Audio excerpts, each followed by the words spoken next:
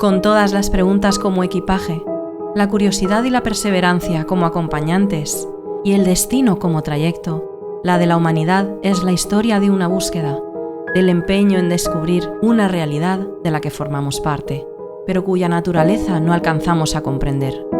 Siempre con la esperanza de que en algún lugar residan todas las respuestas y tras ellas, la última realidad.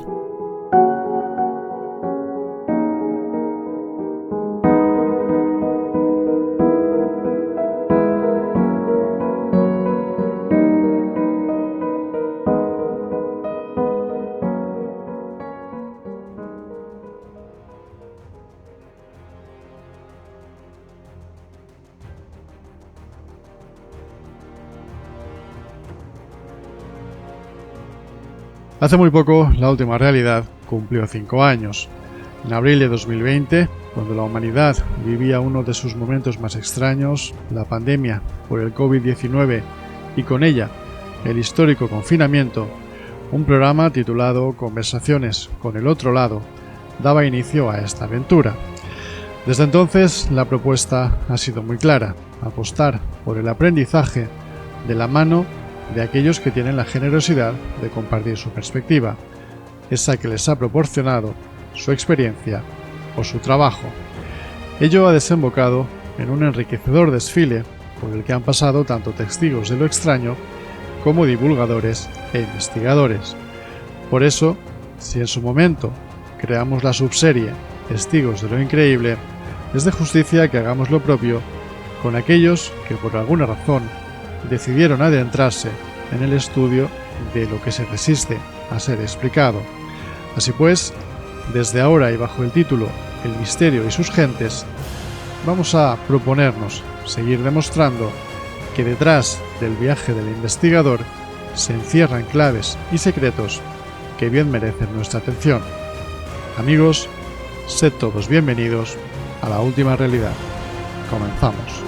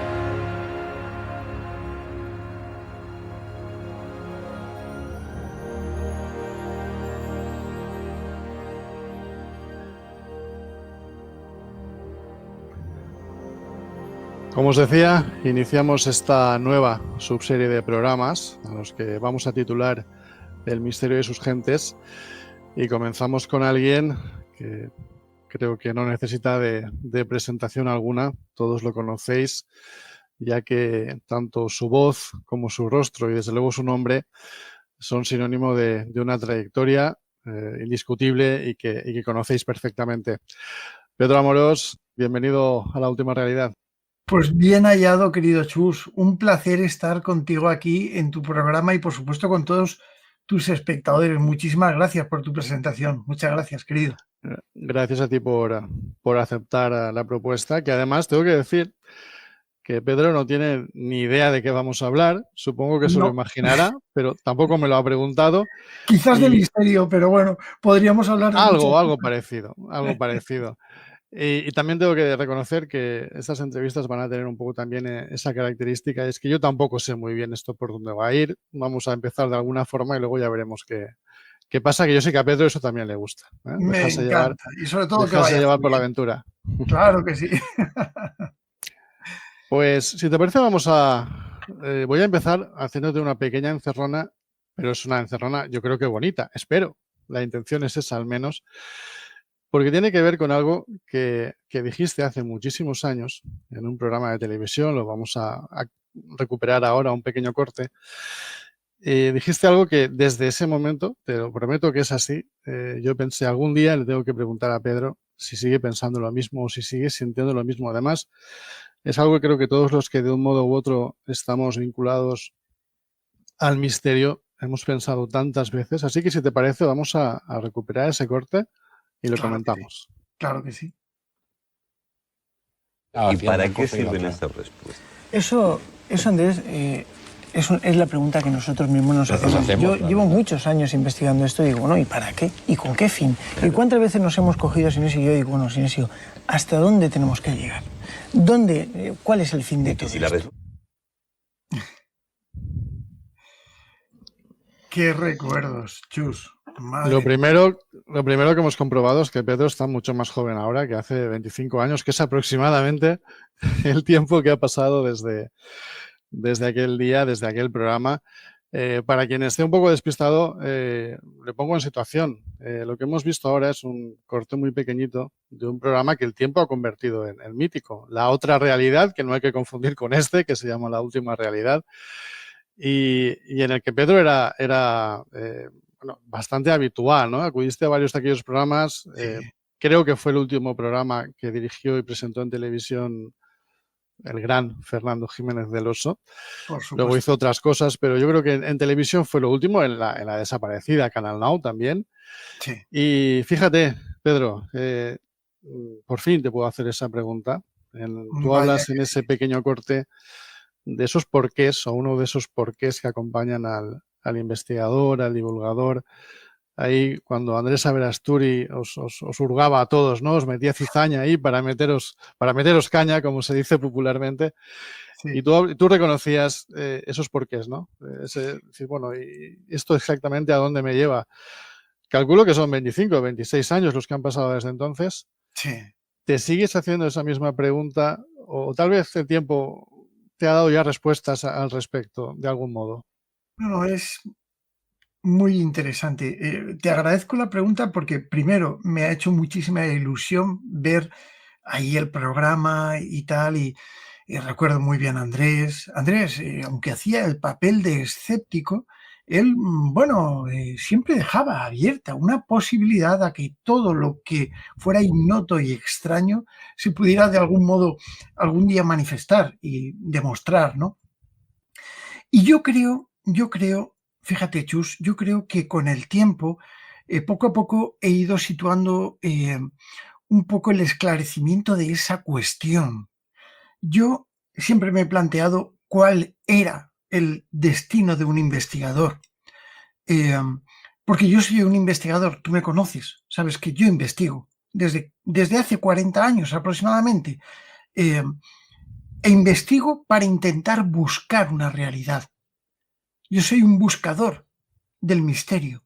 Soy un buscador de esas realidades que nos separan de un mundo absolutamente intangible que posiblemente o plausiblemente nos conduciría a pensar, dicho con mis palabras del Pedro Amorós de hoy, a una posible realidad dimensional distinta a la realidad dimensional que nosotros estamos viviendo. Quizás bucear en ese mundo me intente acercar a la respuesta a la pregunta que me has planteado, ¿no? Buscar, intentar crear el aparato, la forma, el sistema para intentar comunicarnos con esas inteligencias que parecen estar en ese otro lado. De algún modo ha desaparecido, lo pongo entre comillas, esa desesperación de la juventud. Tal vez el tiempo te ha equilibrado en ese sentido, ¿no? Sin darte la respuesta definitiva, que imagino que no la tienes. Si la tuvieras, estaría encantado de que nos la contaras ahora mismo, pero supongo que no. No la tengo, Chus. Pero te voy a decir una cosa, sobre todo argumentando el tema, ¿no? Muchas veces yo con Sinesio, porque Sinesio y yo trabajamos muchísimo juntos, incluso con el doctor Jiménez del Oso, con mi querido Fernando, que, bueno, muchísimas veces hablábamos entre semanas, nos llamábamos y nos contábamos cosas y tal, y Fernando también iba buscando un poco la explicación a el más allá, del mismo modo que la busco yo. Yo no tengo la respuesta, no sé qué es lo que hay a ese otro lado de la orilla, ¿no? No lo sé, lo desconozco. Hablando con Sinesio muchas veces, y digo esto porque Sinesio lo hubiera dicho, nosotros estábamos seguros que estábamos contactando cada vez que grabamos psicofonías, psicoimágenes o experimentos de trasradio, estábamos contactando con una inteligencia que no estaba en nuestro mundo. Desde el punto de vista ontológico, como decía mi otro buen amigo, el profesor Germán de Argumosa, cuando tenemos un efecto pero no vemos la causa, es lícito plantear desde el punto de vista ontológico que esa causa podría estar en otro espacio dimensional, distinto, diferente al que nosotros poblamos aquí en la Tierra, con nuestro alto, ancho y profundo, que son nuestras 3 dimensiones plausibles. Hoy en día, pues la física cuántica nos abre un mundo para pensar, para elucubrar y plantearnos la posibilidad de que existan distintos estados de la materia que posiblemente no conozcamos. Esto es una aberración científica lo que acabo de decir, perdónamelo, pero es lo que nos abre la puerta un poco a pensar que pueden llegar a existir distintas realidades, del mismo modo que el famoso experimento de doble rendija de 1801, bueno, pues que podría llegar a explicar el estado, el diestado o biestado de una onda lumínica o una partícula lumínica, pues en ese momento no se conocían. Creo que vivimos en ese momento en el que no se conocen las realidades de ese otro lado. Y quizás el estudio, la investigación, la experimentación y el planteamiento de hipótesis en este campo, en el campo del misterio, nos haga llegar a comprender algún día qué es lo que hay en ese otro lado, ¿no? De hecho, hasta la ciencia, esto creo que es una noticia del 2021, si no recuerdo mal, hasta la ciencia llega a admitir que no existe el estado de vivo y muerto en un organismo celular, sino que se ha llegado a descubrir un tercer estado de los organismos vivos después de haber fallecido. Con lo cual, fíjate, hasta la ciencia va cambiando distintos paradigmas que siempre se han planteado entre la vida y la muerte, ¿no? Nosotros, los investigadores en el campo de lo paranormal, la transcomunicación instrumental, siempre intentamos acercarnos a la posibilidad de que exista algo un poco más allá, ¿no? Y bueno, lo podéis ver muchas veces que en el canal mío de YouTube, en Aventura del Misterio, que os lo recomiendo por si algún día os apetece pasar un rato divertido, alegre, ameno y enriquecedor en el mundo del misterio, Aventura del Misterio, ahí lo tenéis, pues veréis cómo yo muchas veces me sorprendo, chus, y me sorprendo ampliamente ante cosas que ocurren delante de mis narices, porque no olvidéis a todos que yo soy un investigador y cada vez que encuentro una posible muestra de ese otro lado la tomo como una prueba. Y para mí, pese a que las constantes no hayan podido ser controladas, dado que es un programa de televisión, muchas veces en la aventura lo vivo en directo. Y esto me produce una satisfacción y un asombro absoluto. Creo que el mismo asombro que me produjo la primera vez que vi algo extraño. Eso es fantástico. Vamos a ir surfeando por una serie de cuestiones, porque además de tu trabajo, me gustaría que te conociéramos en tu faceta de investigador, en otras evidentemente, ¿no? Pero en tu faceta de investigador... En las que quieras, yo no tengo... Esa parte, bueno, vamos a lo que nos interesa evidentemente, aunque tú evidentemente puedes contarnos lo que quieras. Pero una pregunta que seguro que no te han hecho nunca, Pedro. ¿Y esto por qué? ¿Cómo apareció esta historia en tu vida? ¿Qué pasó para que de repente empezaras primero con aquellas grabadoras, imagino que muy precarias, de forma muy pues eso, precaria, muy de aquel momento, además con una tecnología que nada tiene que ver con la de ahora, que luego hablaremos de eso? ¿Pero qué pasó? Es decir, de repente te pones a grabar psicofonías, esto la gente no suele hacerlo, no es algo habitual. ¿Qué pasó? Bueno, todo fue un poco, entre comillas, culpa de mi padre, ¿no? Culpa de mi padre, que también me metió un poco el gusanillo. Mi padre es muy escéptico, es muy cientificista y desde luego siempre ha estado con un planteamiento muy abierto ante todo, pero muy escéptico, ¿vale? Pues un poco como soy yo también, que lo he aprendido de él, como casi todas las cosas que sé.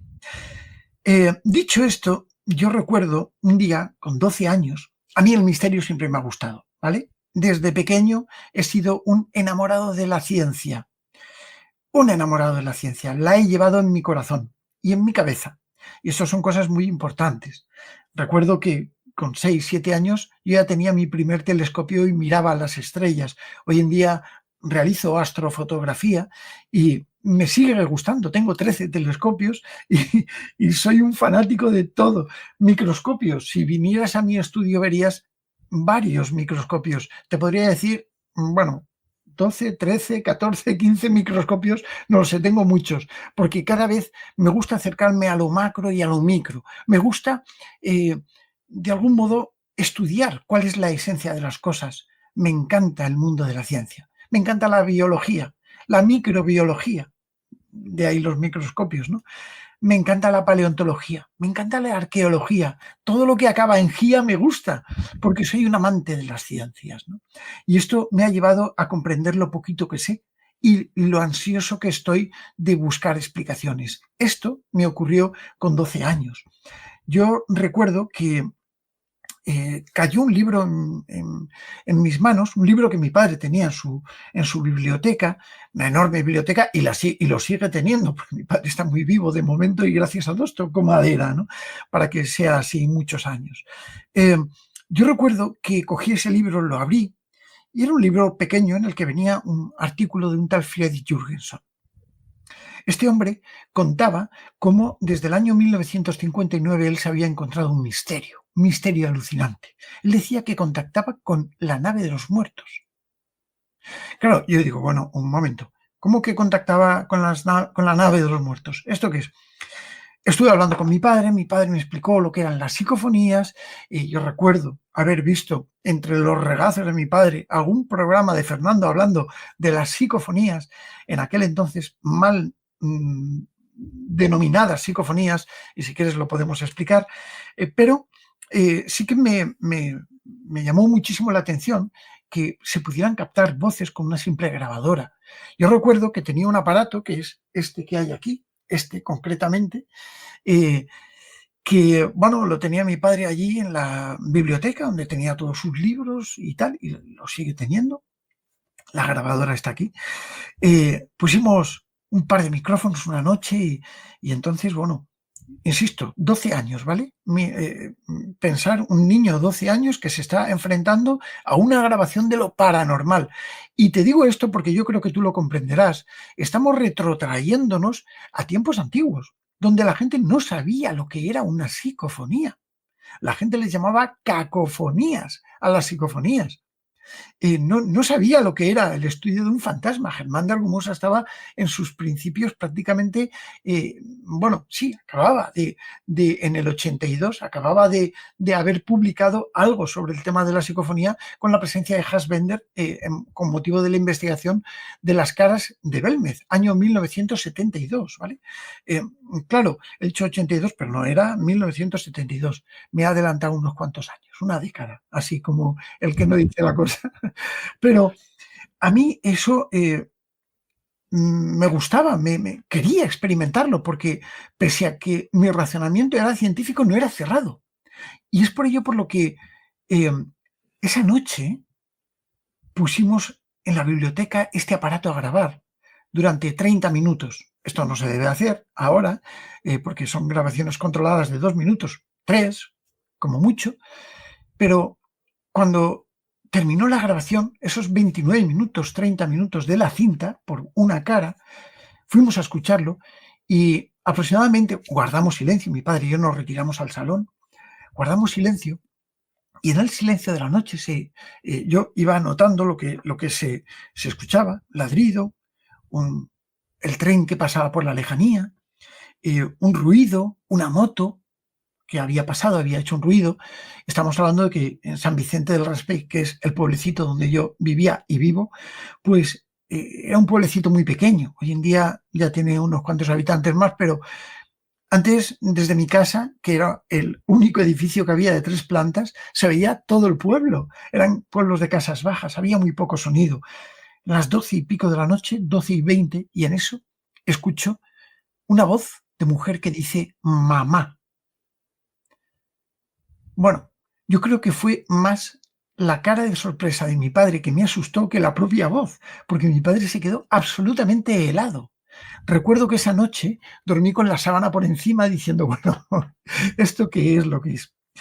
Al día siguiente volvimos a hacer la experiencia más o menos a la misma hora. Y a las 12:00 volvió a sonar mamá. Una voz muy peculiar. Bueno, mi padre daba vueltas por el pasillo. No sabíamos qué era eso. ¿Qué era? Mamá. Y a la tercera noche volvimos a hacer el experimento, pero esta vez yo ya empezaron a brillarme un poco las luces de investigador y subí a la terraza, que era el piso de arriba de mi casa. Yo vivía en un tercero. Era un edificio totalmente familiar, ¿no? Y sobre las 12:00, en el espacio, pudimos escuchar la voz en directo. Mamá. ¿Sabes lo que era, Chus? El pájaro de un vecino que decía mamá cuando venía la noche. Con lo cual, mi primera psicofonía fue un absoluto error, algo explicable, pero eso me motivó para intentar buscar una explicación a lo que este hombre hacía. Me refiero a Freddy Jürgensen, porque si un hombre que había sido galardonado con la Cruz del Comendador de San Gregorio Magno por el Papa Pablo VI, por los vídeos que había realizado y las investigaciones en la Basílica de San Pedro en Roma, al igual que un documentalista, un escritor, un cineasta y además un artista en ese sentido, era pintor, pues no tenía que caerme en saco roto. ¿Por qué? Y ahí empecé a buscar. Y ahí empecé a intentar indagar si yo había cometido un error, ¿este hombre habría cometido errores? Y entonces empecé a estudiar un poco qué era lo que pasaba. Tienes que comprender una cosa. En aquel entonces Internet no existía. Y por supuesto, por lo menos a manos de los humildes habitantes del planeta, ¿no? Los militares ya son otra cosa, porque, bueno, allí la cosa sería un poquito distinta, por la guerra de Vietnam y todo eso, ¿no? Pero no existía Internet, no había bases de datos, no había prácticamente nada, solamente existían los libros, los apuntes, los cuadernos y algunas revistas que hablaban del tema. Evidentemente, del tema paranormal, no había ninguna que hablase. Y esto a mí me causó un impacto. Y así, cuando cumplí 15 años, yo estaba en el instituto, conocí a una chica que le gustaba muchísimo el misterio, como a mí, que se llama Bea, y fue mi mujer. Es decir, que fue algo predestinado para que de algún modo pues nos uniera un nexo en común. Y empezamos a investigar cosas, a plantearnos cosas. Yo realizaba experimentos en mi casa, ella en la suya. Luego, cuando ya tuve vehículo, empezamos a investigar en lugares, en casas. Y bueno, pues creo que fui la primera persona, yo creo que en el mundo, en hacer urbex, metiéndonos, tanto Bea como yo en casas. Tengo una relación de casas de aquella época, estamos hablando de los años 80, donde íbamos a estudiar casas, a ver cómo respondían las casas. Hoy en día lo que hago en Aventura del Misterio es más o menos lo que yo hacía antes, solo que ahora me llevo una cámara para que dé fe, entre comillas, de todo, ¿no? Pero así fue como yo comencé un poco con el mundo del misterio. Por supuesto, intermedio, bueno, pues empecé a participar en algunos programas con 16 años de radio, con Antonio José Alés, por ejemplo, con el propio Germán, bueno, donde hablábamos de misterio y hablábamos de cosas que estaban relacionadas con lo que a mí me gustaba. Y luego, posteriormente, fundamos la Sociedad Española de Investigaciones Parapsicológicas, que era la organización que, bueno, yo sigo presidiendo y, bueno, pues con mucha honra y mucho honor, ya que es un poco el lema de la SEIP, de la Sociedad Española de Investigaciones Parapsicológicas, para la investigación de los fenómenos paranormales y su posterior divulgación, porque creo que es tan importante la creación de grupos de investigación y de trabajo en la experimentación de lo paranormal, que también la divulgación de ello, pues como estamos haciendo hoy aquí.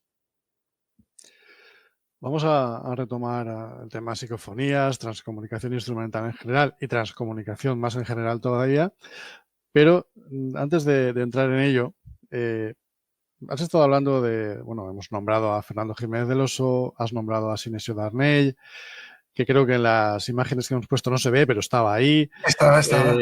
Germán de Argumosa, en fin. La pregunta que quería hacerte, en todos estos años ha habido 3, 4, no sé cuántos, grandes referentes para Pedro Amorós, o han sido muchos, un poquito de cada uno, o si ha habido piezas muy, muy clave, sobre todo en esos inicios, imagino, ¿no? Mira, yo soy muy humilde, Chus. Creo que tú me conoces, sabes cómo soy humilde, pero soy humilde por naturaleza. No creo que haya nadie más grande ni mejor ni que sepa más que otro. Bueno, que sepan más, sí, pero no. Yo he bebido de todas las fuentes. He aprendido mucho de Sinesio, mucho de Fernando, mucho de Germán. Evidentemente son referentes míos, indudablemente, pero mucho también de otros compañeros que siguen en el mundo del misterio divulgando, haciendo cosas. Yo soy, mira, cada día que me despierto me hago la pregunta de ¿qué es lo que voy a aprender hoy? No sé, he aprendido hasta de las hormigas. Durante muchos años de mi vida estuve cultivando hormigas, criando hormigas. He dicho cultivando, no, criando hormigas. Me encanta el comportamiento de las hormigas y fíjate lo pequeñitas que son, ¿no? Me hice mis hormigueros, estudié su comportamiento, porque soy muy renacentista en ese sentido. Me gusta estudiar todo, me gusta comprobarlo todo. Y por supuesto, no quiero ser el mejor en todo, ni siquiera en las psicofonías, ni en la transcomunicación instrumental, ni nada, porque considero que estoy aprendiendo constantemente, ¿no? Y cada día aprendo por lo menos una cosa nueva. Es mi meta un poco, aprender algo nuevo cada día, ¿no? Y es por ello por lo que he tenido muchísimos referentes. El principal referente mío ha sido mi padre, indudablemente. Pero los referentes que has nombrado, pues Fernando, Germán, Sinesio y otros tantos, pues creo que me han marcado un poco la línea. Y por supuesto mi mujer, Bea, porque ella me ha dado un poco Bea es muy escéptica. Y a veces tengo unas peloteras con ella terribles, unos enfados terribles, porque yo oigo una psicofonía y digo, Bea, fíjate qué psicofonía más alucinante. Pedro, que esto no puedes tomarlo como tal porque no ha sido grabado con rigurosidad. Vale, pero es una psicofonía, ¿no? Entonces, claro, yo creo que todos estos referentes forman parte de mi vida.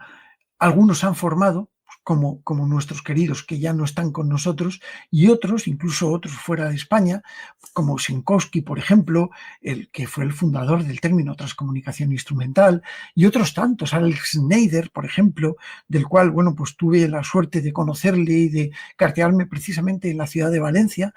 No sé, me sirvieron y todo me ha servido, ¿no? Mark Macy, por ejemplo, Sonia Rinaldi y otros tantos investigadores que ha habido dentro del factor que yo investigo, ¿no? Que es la psicofonía, la psicoimagen, la transcomunicación psíquica, por ejemplo, el tema de la Ouija y otras cosas, la mediunidad, las casas encantadas, la fantasmogénesis y todas estas cosas que me ayudan a comprender muchísimos factores que nos acompañan prácticamente día a día y que no sabemos mirarlos, ¿no? U observarlos. Has hablado de esos orígenes y claro, yo me pregunto, tú que te has adaptado muy bien a los nuevos tiempos, de hecho has dicho que tienes un canal, efectivamente, Aventura de Misterio, no le haces asco a la nueva forma de divulgar en absoluto, te has integrado perfectamente, pero no sé si hay una parte de aquellos orígenes o de aquel romanticismo que os acompañaba que echas de menos, ¿no? Tal vez hoy todo el mundo se siente de investigador, tal vez, no lo sé. ¿Qué echas de menos de aquella época? ¿Cómo has vivido esa evolución?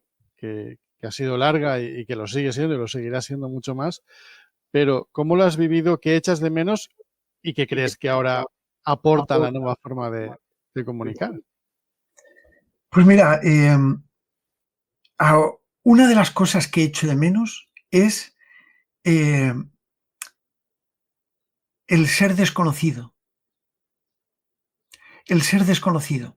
Cuando muchas veces Bea y yo estábamos en alguna casa y llegaba la Guardia Civil, porque algún vecino decía, oye, está merodeando a alguien en la casa del Paco, que la casa estaba deshabitada, lógicamente. Yo nunca he roto una puerta, nunca me he colado por una ventana. No, eso no me gusta.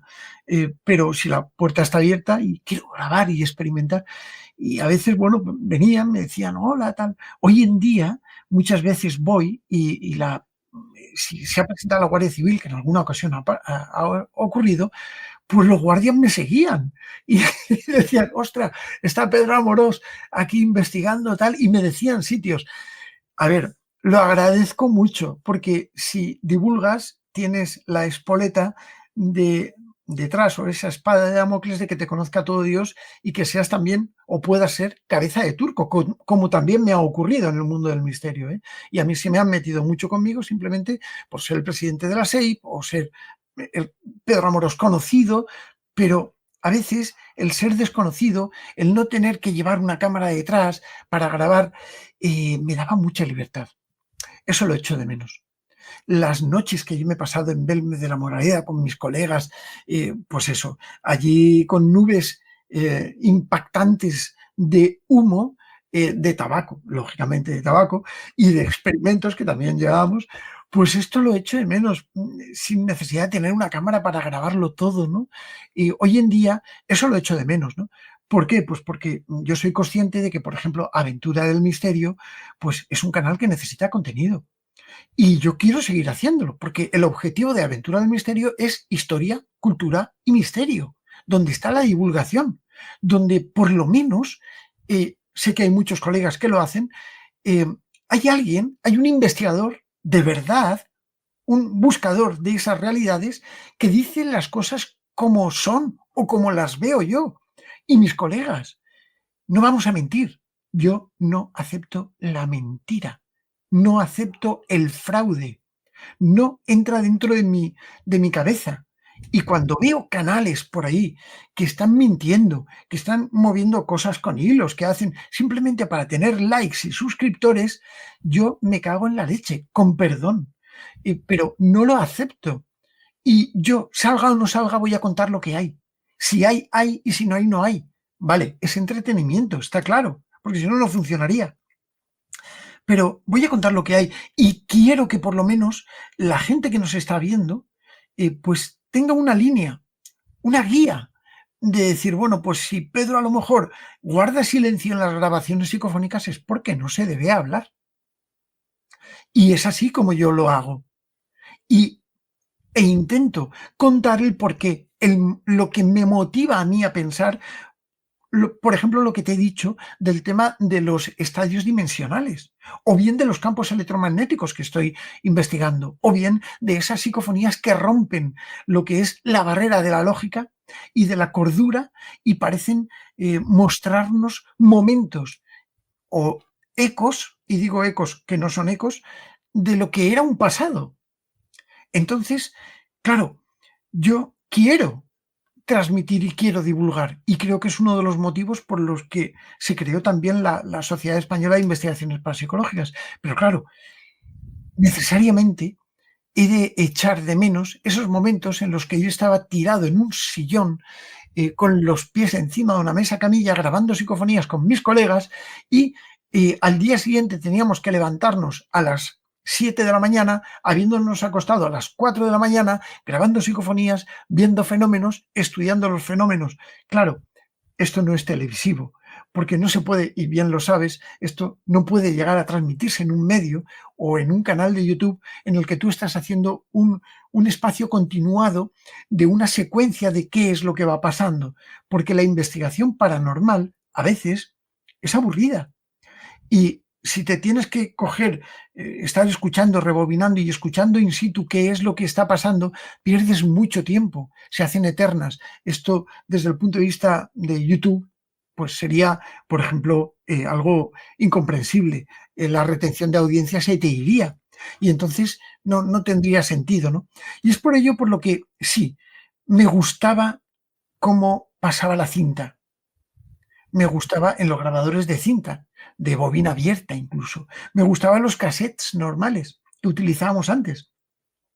con esos pequeños aparatitos. Yo empecé con un Sanyo, un cassette Sanyo de esos de tipo reportero, al cual con un amigo electrónico le modifiqué la velocidad del motor para que fuera más rápido y poder tener más hercios. Caramba, estamos hablando de 4,7 hercios, de 4.000, de 5.000 hercios, cuando mis micrófonos llegaban solo a 11.000 hercios, no llegaba a la frecuencia, necesitaba más. Quería encontrar, más calidad en las grabaciones. Hoy en día estoy utilizando 192.000 hercios de grabación con mis unidades de registro, ¿no? Y por supuesto micrófonos de más de 20.000 hercios aproximadamente, ¿no? Quiero decirte con esto que la tecnología me ha ayudado a evolucionar, me ha llevado, pero también ha perdido ese romanticismo que tenía poner una cinta en el Philips AQ6455, darle a play y rec y esperar que pasaran 2 minutos, rebobinar y escuchar el pasar de la cinta. Lo echo de menos, claro que sí, pero el resto te puedo decir que yo ahora investigo más que nunca.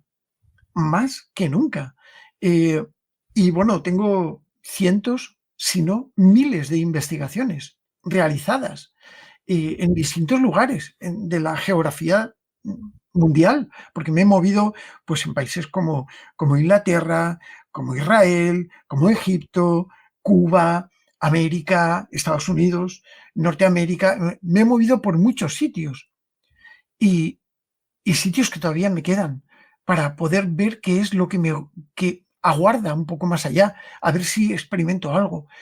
Recuerdo en una de las aventuras de misterio que hice que estaba en Francia, en la costa oeste de Francia, y me metí en un bosque, en el bosque de Brocéliande. Lo recomiendo a todo el mundo. Iba en busca de la tumba del rey Arturo, del mago Merlín. Siempre me sale lo del rey Arturo, pero esa ya la encontré en Tintagel. Bueno, no la encontré. Ojo, estuve en Tintagel también experimentando, que tengo también una aventura allí. Es decir, voy buscando realidades, chus. Y lo que yo echo de menos es esa ignorancia que tenía la gente de mí y que yo podía pasar desapercibido, podía solicitar un permiso para poder investigar y no pasaba nada. Y la gente te lo daba, sí, pase usted y grabe, no pasa nada. Pero claro, cuando tú realizas un programa allí, la cosa se complica. Hay que tener permisos firmados, en fin. Bueno, yo creo que tú ya me entiendes, ¿no? Y esa sencillez con la que yo trabajaba antes, la he hecho de menos. Vamos a hacer en unos minutos una primera pausa, pero antes te quiero hacer 2 preguntas y ya así luego, después de la pausa, entramos de lleno con psicofonías y todo lo que tiene que ver con esa investigación. Vuelvo a nombrar a nuestro admirado Fernando Jiménez del Oso, a quien tú bien conociste, yo por desgracia no llegué a conocerlo, y por eso cuando he tenido la oportunidad de conocer a personas como tú, que sí que lo conocisteis, os pregunto cosas acerca de él, ¿no? Y yo recuerdo que en una tertulia en la que coincidimos tú y yo hace un par de años, creo, en Elche, yo dije, si hoy apareciera un Fernando Jiménez del Oso, pero desconocido, es decir, que no fuera el propio Fernando, sino alguien que lo hiciera todo igual, pero sin ser Fernando Jiménez del Oso, no triunfaría, nadie le haría caso. Esa forma de comunicar se perdió o ya no tiene ese gancho. Y recuerdo que tú me dijiste, efectivamente, sería exactamente así. Supongo que sigues pensando lo mismo. Sí. Pero siempre me he preguntado, y evidentemente esto es jugar algo que tú no me puedes responder porque eso tendríamos que preguntárselo a él y no podemos, evidentemente, ¿no? Pero siempre me he preguntado si Fernando no se hubiera marchado prematuramente, como de hecho lo hizo, ¿qué diría del misterio de hoy, de la forma de comunicar, de la forma de investigar, de todo el entramado que es hoy el mundo del misterio? ¿Qué crees que diría? ¿Crees que nos habría mandado a paseo a todos y habría dicho estáis todos locos, esto no es forma ni de investigar ni de divulgar? ¿O crees que se habría adaptado, que se habría enganchado a este mundillo? Bueno, yo tengo dos vertientes ahí. Primero, Fernando, la forma que tenía de comunicar, tenía un carisma especial. Un carisma especial. Yo recuerdo estar en casa de Fernando en Madrid con Chicho Ibáñez Serrador, con él, con Bea, con su mujer, y estar hablando en su salón tranquilos y tal, y pegarnos unas risotadas sarcásticas de las cosas que tenía el misterio de antes, ¿no? Eso hoy en día ya no se lleva, la gente utiliza otro tipo de comunicación, otro tipo de forma. Pero Fernando tenía un carisma especial delante de los medios, ¿no? Delante de la cámara, y eso que él no era experto ni había estudiado periodismo en ese sentido, ¿no? Pero tenía un carisma especial, le quería la cámara le buscaba, ¿no? Y comunicaba. Y su rostro, su forma, pues daba un poco, bueno, pues nota de lo que estaba hablando, que era del misterio. Digo, he nombrado a Chicho porque Chicho fue quien introdujo a Fernando en la tele. Entonces, claro, todo esto tenía mucho que ver.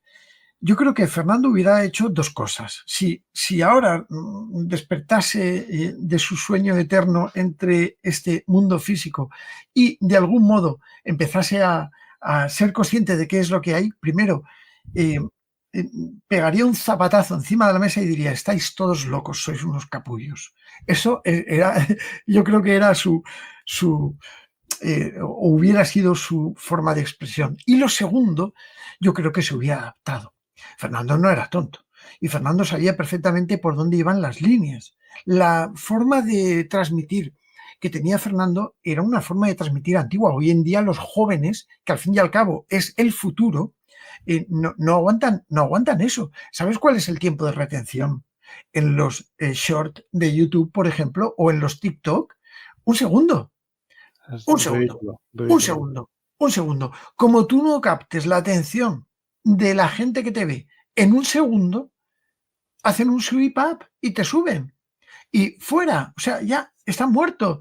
Entonces, claro, la forma de comunicar que tenía Fernando era una forma que le gustaba a la gente de la época de Fernando, entre las que me incluyo. Nos adaptamos a eso. Piensa que nada más que había 2 televisiones en aquella época, la primera y la segunda. Y bueno, pues no sé, de algún modo la gente no tenía más remedio que verlo. Y en aquel momento se sentaban, no tenían otra cosa que hacer, se ponían la tele, pero hoy en día tú te pones a ver una película, la tele, un programa, un documental, lo que sea, en una pantalla y estás con el teléfono mirando y haciendo y tal. No podemos parar porque estamos en una sociedad que es absolutamente brutal desde el punto de vista de la información. Claro, esto nos lleva a que Fernando tendría que haberse adaptado, pero seguro que se hubiera adaptado, porque Fernando sabía muy bien, era una persona que dominaba la tertulia, sabía muy bien hacer las preguntas. Fíjate lo que se está llevando ahora, los podcasts. Que yo estaba en varios podcasts, que me encantan los podcasts, ¿no? Pero fíjate lo que se llevan, que estamos hablando de que mis aventuras del misterio, algunas duran 2 horas, esta que voy a subir en la próxima vez dura 2 horas y 6, pero duran 2 horas y la gente las ve. Tengo público que me aguanta 2 horas viendo YouTube, pero el tiempo cada vez es más escaso. Entonces la gente para.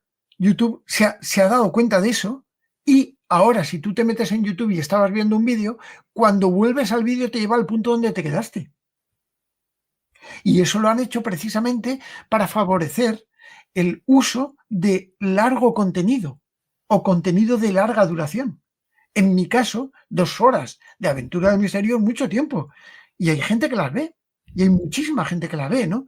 Entonces, claro, pero a mí, bueno, pues la norma hace 2 años, fíjate, no me voy muy atrás, 2 años era de vídeos de 10 minutos. 10, como mucho 15 minutos. Como te pasaras, pues la habías liado. Aventura del Misterio empezó en el año 2008. Luego yo la di de baja Aventura del Misterio y la volví a dar de alta en el 2010, que es de la época en la que data. Pero yo empecé con vídeos de 15 minutos.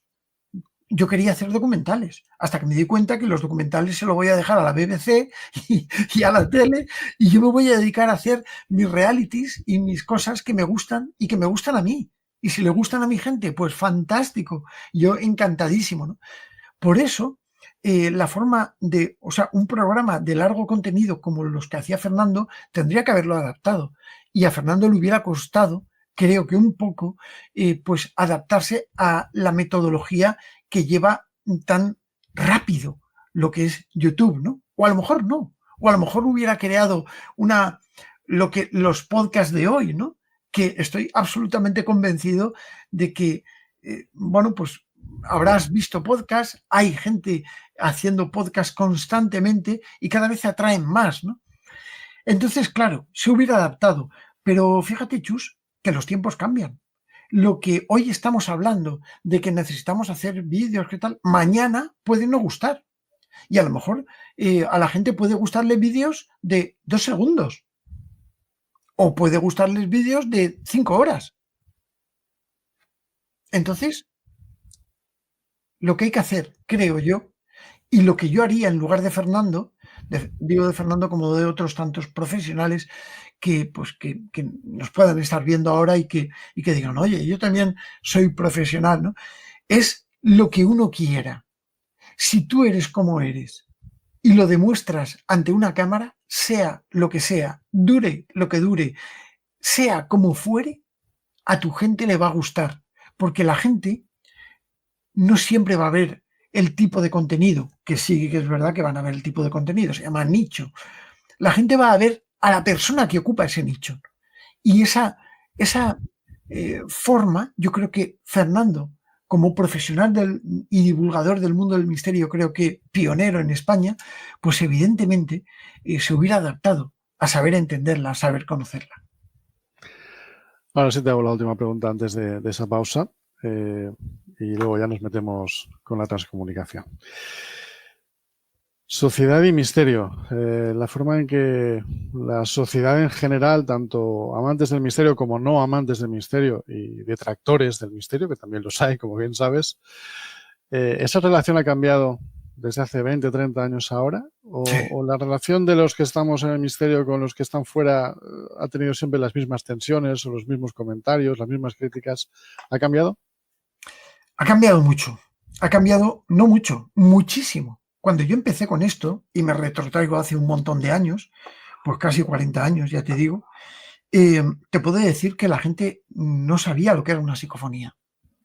Entonces, poco a poco, con los libros, con los documentales, con los programas, hemos ido intentando hacer que los divulgadores del mundo del misterio hemos ido intentando llegar a la gran sociedad, a la abuelita que está haciendo calceta en su casa. No se lo preguntes que tenga 80 años porque no va a saber lo que es una psicofonía. Pero si tú se lo preguntas a una señora de 40 años, 45, 50 años, que ya es una edad adulta, va a saber perfectamente lo que es una psicofonía. Y eso es por el producto de la formación y la divulgación que nosotros hemos ido haciendo. La sociedad realmente ha cambiado. Antes yo tenía, yo la verdad es que nunca me ha avergonzado ni me ha tocado, pero yo en mi trabajo, pues muchas veces pues me he tenido que lidiar con algunos comentarios curiosos de gente, pues en mi puesto de trabajo, hostia, Pedro, fíjate lo que dijiste anoche en la tele, qué tal. Yo hacía un programa que era Noche de Misterio hace muchos años y la gente lo veía y lo veía mucho. Bueno, yo tenía que andar con cuidado porque no sabía si la visita que yo tenía que hacer al día siguiente con mi traje y corbata ante un señor que me estaba jugando, no mi puesto de trabajo, pero sí una firma, por ejemplo, de un contrato o de lo que fuere, podría afectarme. Bueno, pues yo me sorprendía que antaño la gente no contaba las cosas abiertamente, pero sí te las contaba cuando sabía que te dedicabas a eso. Y te lo contaban un poco en petit comité. Cuando investigaba yo algunos casos ufológicos, por ejemplo, la ufología no es muy fuerte, ya te digo, pero algunos he investigado, pues la gente, no, eso son tonterías. Pero luego te ibas al bar de la tercera edad del pueblo y empezabas a tomarte un café allí, contabas 4 cosas y saltaba todo el mundo diciendo lo que había visto. Con lo cual, antiguamente, creer en fantasmas era, yo creo que sinónimo de locura Hoy en día es que te dedicas al mundo de lo paranormal, con lo cual la sociedad sí ha cambiado, ha aceptado, pues gracias a todos los programas que hemos ido haciendo, a todos los congresos que vamos haciendo, y a que la cultura del misterio, pues también se ha abierto camino. Hace unos años, 2, 3 años, a mí me seleccionaron junto con mi querido Miguel Blanco como representantes del turismo de misterio en España por parte del gobierno. Y bueno, pues yo estuve en una convención con todos los presidentes de diputaciones exponiendo el mundo del misterio. ¿Dónde se ha visto esto, Chus? Esto es una maravilla y yo estoy muy orgulloso de que se hubieran fijado en mí para decir, bueno, pues vale, el turismo del misterio que tiene que abrir para poder potenciar después del tema de la pandemia, pues para poder potenciar el turismo en España en todos los sentidos, ¿no? Y se denominó turismo oscuro. Y hubo un aplauso generalizado porque la gente lo comprendía. Aquí en España, tú te ibas a Belmez de la Moraleda, las caras de Belmez, vendías una medallita con una foto de las caras de Belmez y poco menos que la gente, digo de antaño, la sociedad arpía y la sociedad detractora del misterio te hubieran criticado, te has lucrado con el misterio. Vale, yo he estado en Escocia, he estado en Inverness, he estado en el lago Ness, donde está el monstruo del lago Ness, que ni hay monstruo, ni hay... Bueno, el lago sí hay, muy bonito, muy grande, pero allí nunca se ha visto el monstruo. Y no veas la que hay montada, que hay chiringuitos por todas partes metiéndote los monigotes de Nessie y de todo eso. Maravilloso. Pero ¿por qué en España no se puede hacer? Yo he estado en Estados Unidos cuando te acercas a la mansión Winchester, por ejemplo, cuando te acercas a la casa de Amityville. Bueno, la gente busca de algún modo protagonizar eso, pero no. Aquí, cuando yo empecé a estudiar las caras de Belmez, en el año 1995, si no recuerdo mal, cuando yo empecé a estudiarlas, bueno, si te hacías una fotografía con las caras de Belmez, no por mi parte porque yo iba como investigador, ¿vale? Pero cuando llegaba un turista y se hacía, no, aquí fotos no. ¿Por qué? Porque, ¿qué pretendían? ¿Tenían miedo de que les acusaran de tal? Bueno, pues la señora María toda la vida ha tenido un platito donde la gente le daba sus limosnas, le dejaba un donativo para que pagase la luz, por ejemplo, para que se vieran las caras de Belmez, ¿no? Eso, antiguamente, madre mía, cuando venía alguien y escondía el platito para que no lo vieran, le daba reparo. Hoy en día, ¿por qué no vamos a hacer merchandising cuando tú tienes un pueblo como Belmez de la Moraleda, que es que tiene un fenómeno único en el mundo, que son las caras de Belmez? Y es un fenómeno del cual, por mucho que digan unos y por mucho que digan otros, no se ha encontrado una explicación plausible, ni desde el punto de vista de la ciencia, ni desde el punto de vista de la paraciencia, con lo cual es un paradigma, es un enigma, algo que hay que investigar y seguir investigando. Vale, te he puesto el tema de Belmez como te podría haber puesto otros casos similares, ¿no? Con lo cual, la sociedad, Chus, ha cambiado. La sociedad ha aceptado más lo paranormal y más que tenemos que hacer. Y más que tenemos que hacer por esto y tenemos que hacer comprender a la gente, a la sociedad, que la época de los círculos escépticos y los detractores y todo eso, yo creo que también ha tenido un poco ya su momento y ahora ya pues no se prestan mucho a ello porque es que se les queda muy grande, ¿no? Pero tienen que comprender que los investigadores no somos vendehumos. Estamos hablando de nuestras experiencias de hoy en día y creo que la sociedad nos apoya. La sociedad en general nos apoya, se acerca a nosotros. No tenemos que bajar la mirada ni la vista cada vez que hablemos de fenómenos paranormales en la televisión o en la radio. Tenemos que sentirnos orgullosos de estar estudiando algo cuya posibilidad se presenta y que podría llegar a ser algo plausible, como decía antes, ¿no? Por eso, sí, la sociedad ha cambiado a favor y mucho a favor, cosa que aplaudo. Me encanta escuchar eso. Bueno, pues ahora, si te parece, hacemos una pequeñita pausa para beber y para esas cosas y enseguida regresamos. Muy bien.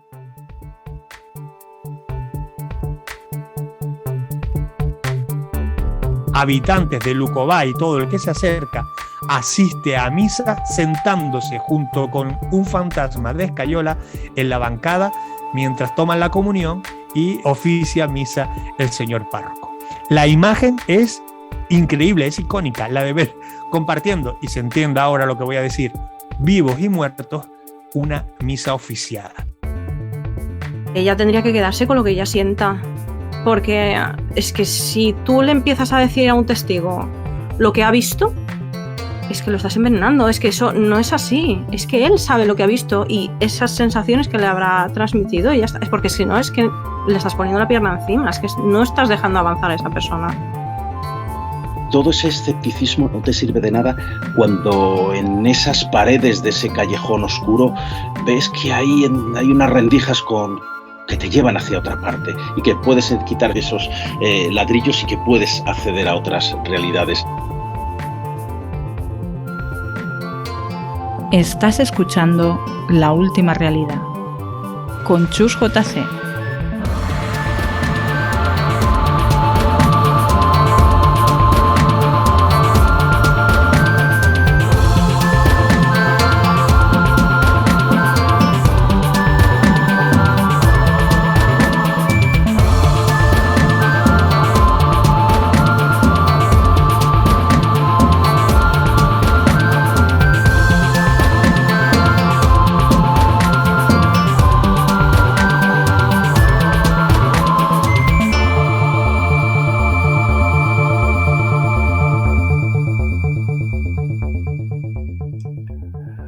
Ya de regreso, y ahora sí, tenemos aquí a Pedro Amorós, habrá que hablar de psicofonías bien hablado.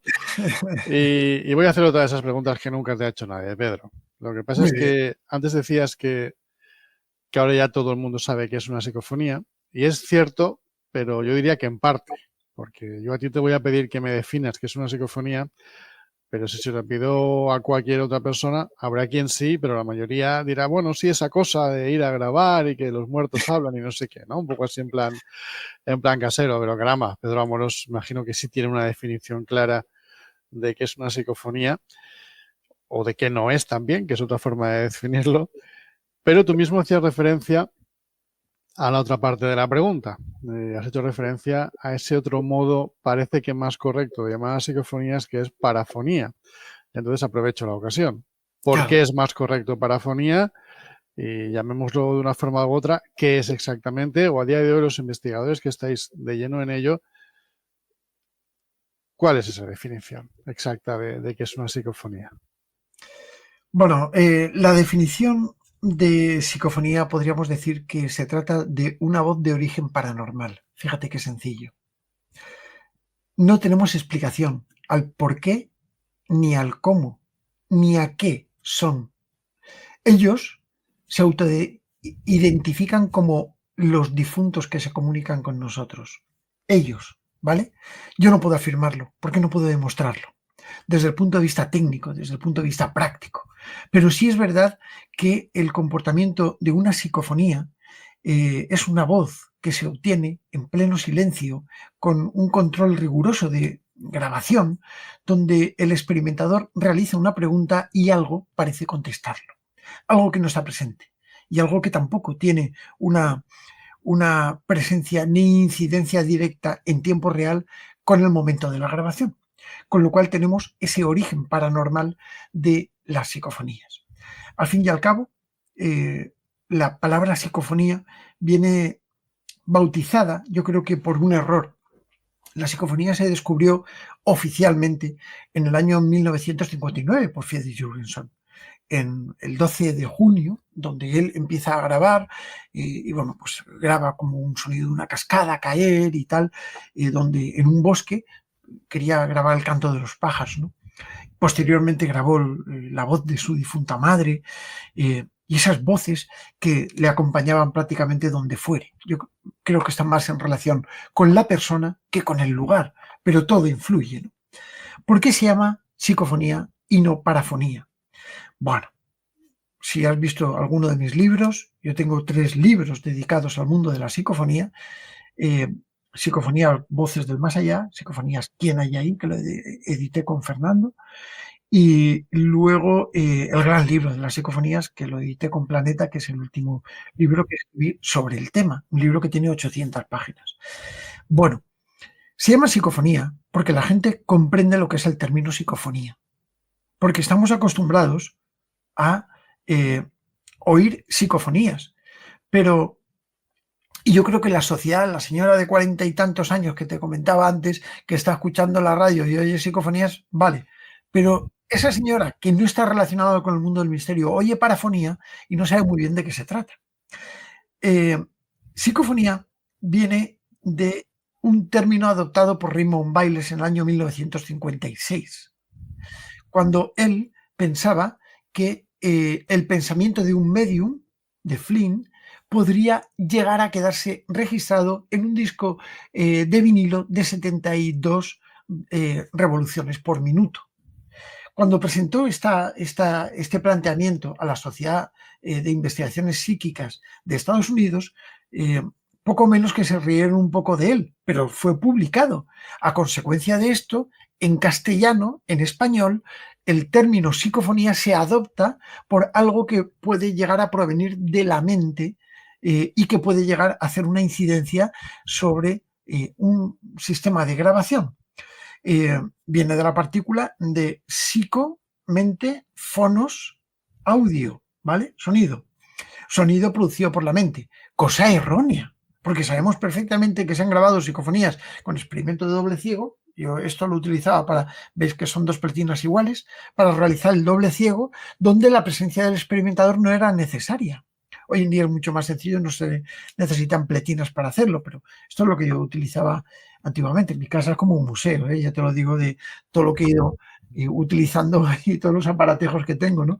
Pero bueno, pero la verdadera nomenclatura correcta, el logismo perfecto, correcto y más cercano a lo que sería una psicofonía, sería parafonía. Y así lo pongo yo en alguno de mis libros, ¿no? Puesto que se trata de un sonido de origen paranormal. No es un sonido de origen psíquico, es un sonido de origen paranormal. Pero, lógicamente, cada vez que hacemos alusión a esas voces que se graban en el silencio, en castellano, en español, se le llama psicofonía, porque es lo que la gente entiende. En inglés, las siglas son EVP, Electronic Voice Phenomenon, fenómeno de voz electrónica, que al fin y al cabo podría haber sido así en español, pero sería aquí siempre creamos logismos para todo y esto no iba a ser menos. Así que nada, se bautizó como psicofonía y así es como lo hemos adaptado. Digamos que no se cambia para no enredar más todavía a la gente, ¿no? Ya lo tenemos asumido. Yo creo que sí. Seguro que también te lo han preguntado muchísimas veces. ¿Cuáles son esos 4 trucos o esos 4 parámetros de ir por casa que alguien que quiera grabar psicofonías le van a permitir saber cuándo es y cuándo no es una psicofonía? Sé que esto es difícil de resumir, pero bueno, te voy a pedir el esfuerzo. ¿Cuáles serían esas directrices básicas? Mira, esto yo creo que es la piedra angular del mundo de las psicofonías. Yo tardé 6 meses en darme cuenta de lo que era una psicofonía. Y yo cuando empecé con Bea a registrar, no sabíamos muy bien diferenciarlo, porque tú hoy en día te pones internet, pones algún canal, Aventura del Misterio, ya que estamos, y ves lo que es una psicofonía. Pero antiguamente no existía esto. Yo no tenía rasero, no teníamos ni Bea ni yo raseros para identificar de qué se trataba una psicofonía, una voz de origen paranormal. Y lógicamente esto, cuando tú no tienes algo para poder comparar, pues esto era muy difícil antes. Y poco a poco vas cogiendo experiencia y te vas dando cuenta. Esta es la parte más difícil, saber cuándo es una psicofonía y cuándo no. Porque grabar una psicofonía, yo creo que técnicamente, no sé si quieres, luego lo explicamos, pero es bastante sencillo. Pero decodificarla, entenderla y comprenderla es complejo. Lo primero es que la gente tiene que saber cuándo se trata de una psicofonía y cuándo se trata de un error. Evidentemente, cuando tú tienes un sistema de grabación y estás prestando atención a lo que se está grabando y de repente escuchas algo que no estaba ahí ¿vale? Sin auriculares. He hecho el gesto por costumbre, pero sin auriculares, es cuando tú te das cuenta de que hay algo que se sale de la norma. Y ojo, una psicofonía es un producto de una transformación energético-sonora de lo que es una posible alteración del ambiente. Y eso es lo que nos da soporte. Ojo, a veces las psicofonías presentan tono, presentan timbre, presentan frecuencia normalizada, y esto, bueno, pues nos abre un campo muy amplio a pensar la tipología de psicofonías. Psicofonías hay de 3 tipos. Microfónica, obtenida con un micro; psicofonía por transradio, obtenida por un sistema de recepción de onda hertziana; y lo que serían las voces paranormales, ¿vale? O voces directas, que son voces que nosotros escuchamos, que podríamos hablar de mimofonías, podríamos hablar de las típicas voces directas que se obtienen por sistemas de transradio, como el tema de Marcelo Bacci, por ejemplo, por nombrar a alguien conocido. Y por supuesto lo que es la voz paranormal en sí, voces que no obedecen a nada, podríamos hablar de voces fantasmales, ¿no? Entonces todo esto sería un poco el espectro de las psicofonías con sus correspondientes subdivisiones dentro de cada una de ellas.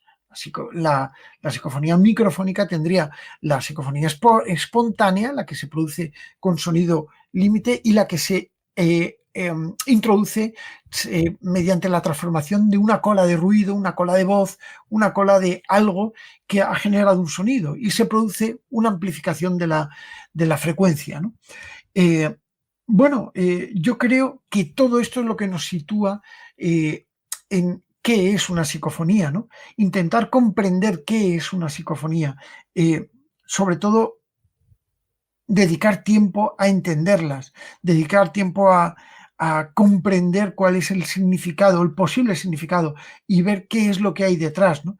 Yo muchas veces, una de mis facetas durante mucho tiempo fue la pericia caligráfica forense y la fonografía forense, dentro de lo que es un perito judicial para un tema de un tribunal, en un juicio, donde se esté hablando, pues, por ejemplo, de que alguien ha dicho una voz o alguien ha grabado "te voy a matar", ¿no? Y hay que demostrar que esa es la persona que te lo ha dicho ante un tribunal, que no se anda con chiquitas, hay que demostrarlo técnica y científicamente, ¿no?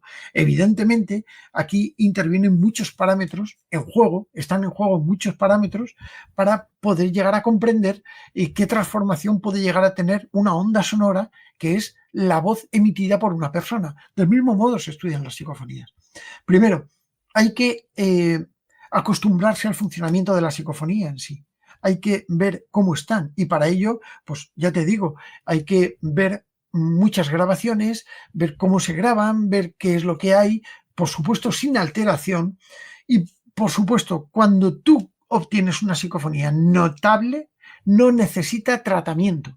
Sí, bien, un poquito de amplificación, pero no necesita tratamiento, no necesita ecualización. Algunas sí. Algunas necesitamos ecualizadores de tipo paramétrico para poder ver frecuencias interfrecuencia, ¿vale? Donde los parámetros del sonido y de la voz están muy caracterizados y muy sectorizados entre 2 puntos, ¿no? Y subir un poquito la cresta aquí, o hacerle un poquito de delay, de caída por aquí, para darle molla a la voz que no tiene, ¿no?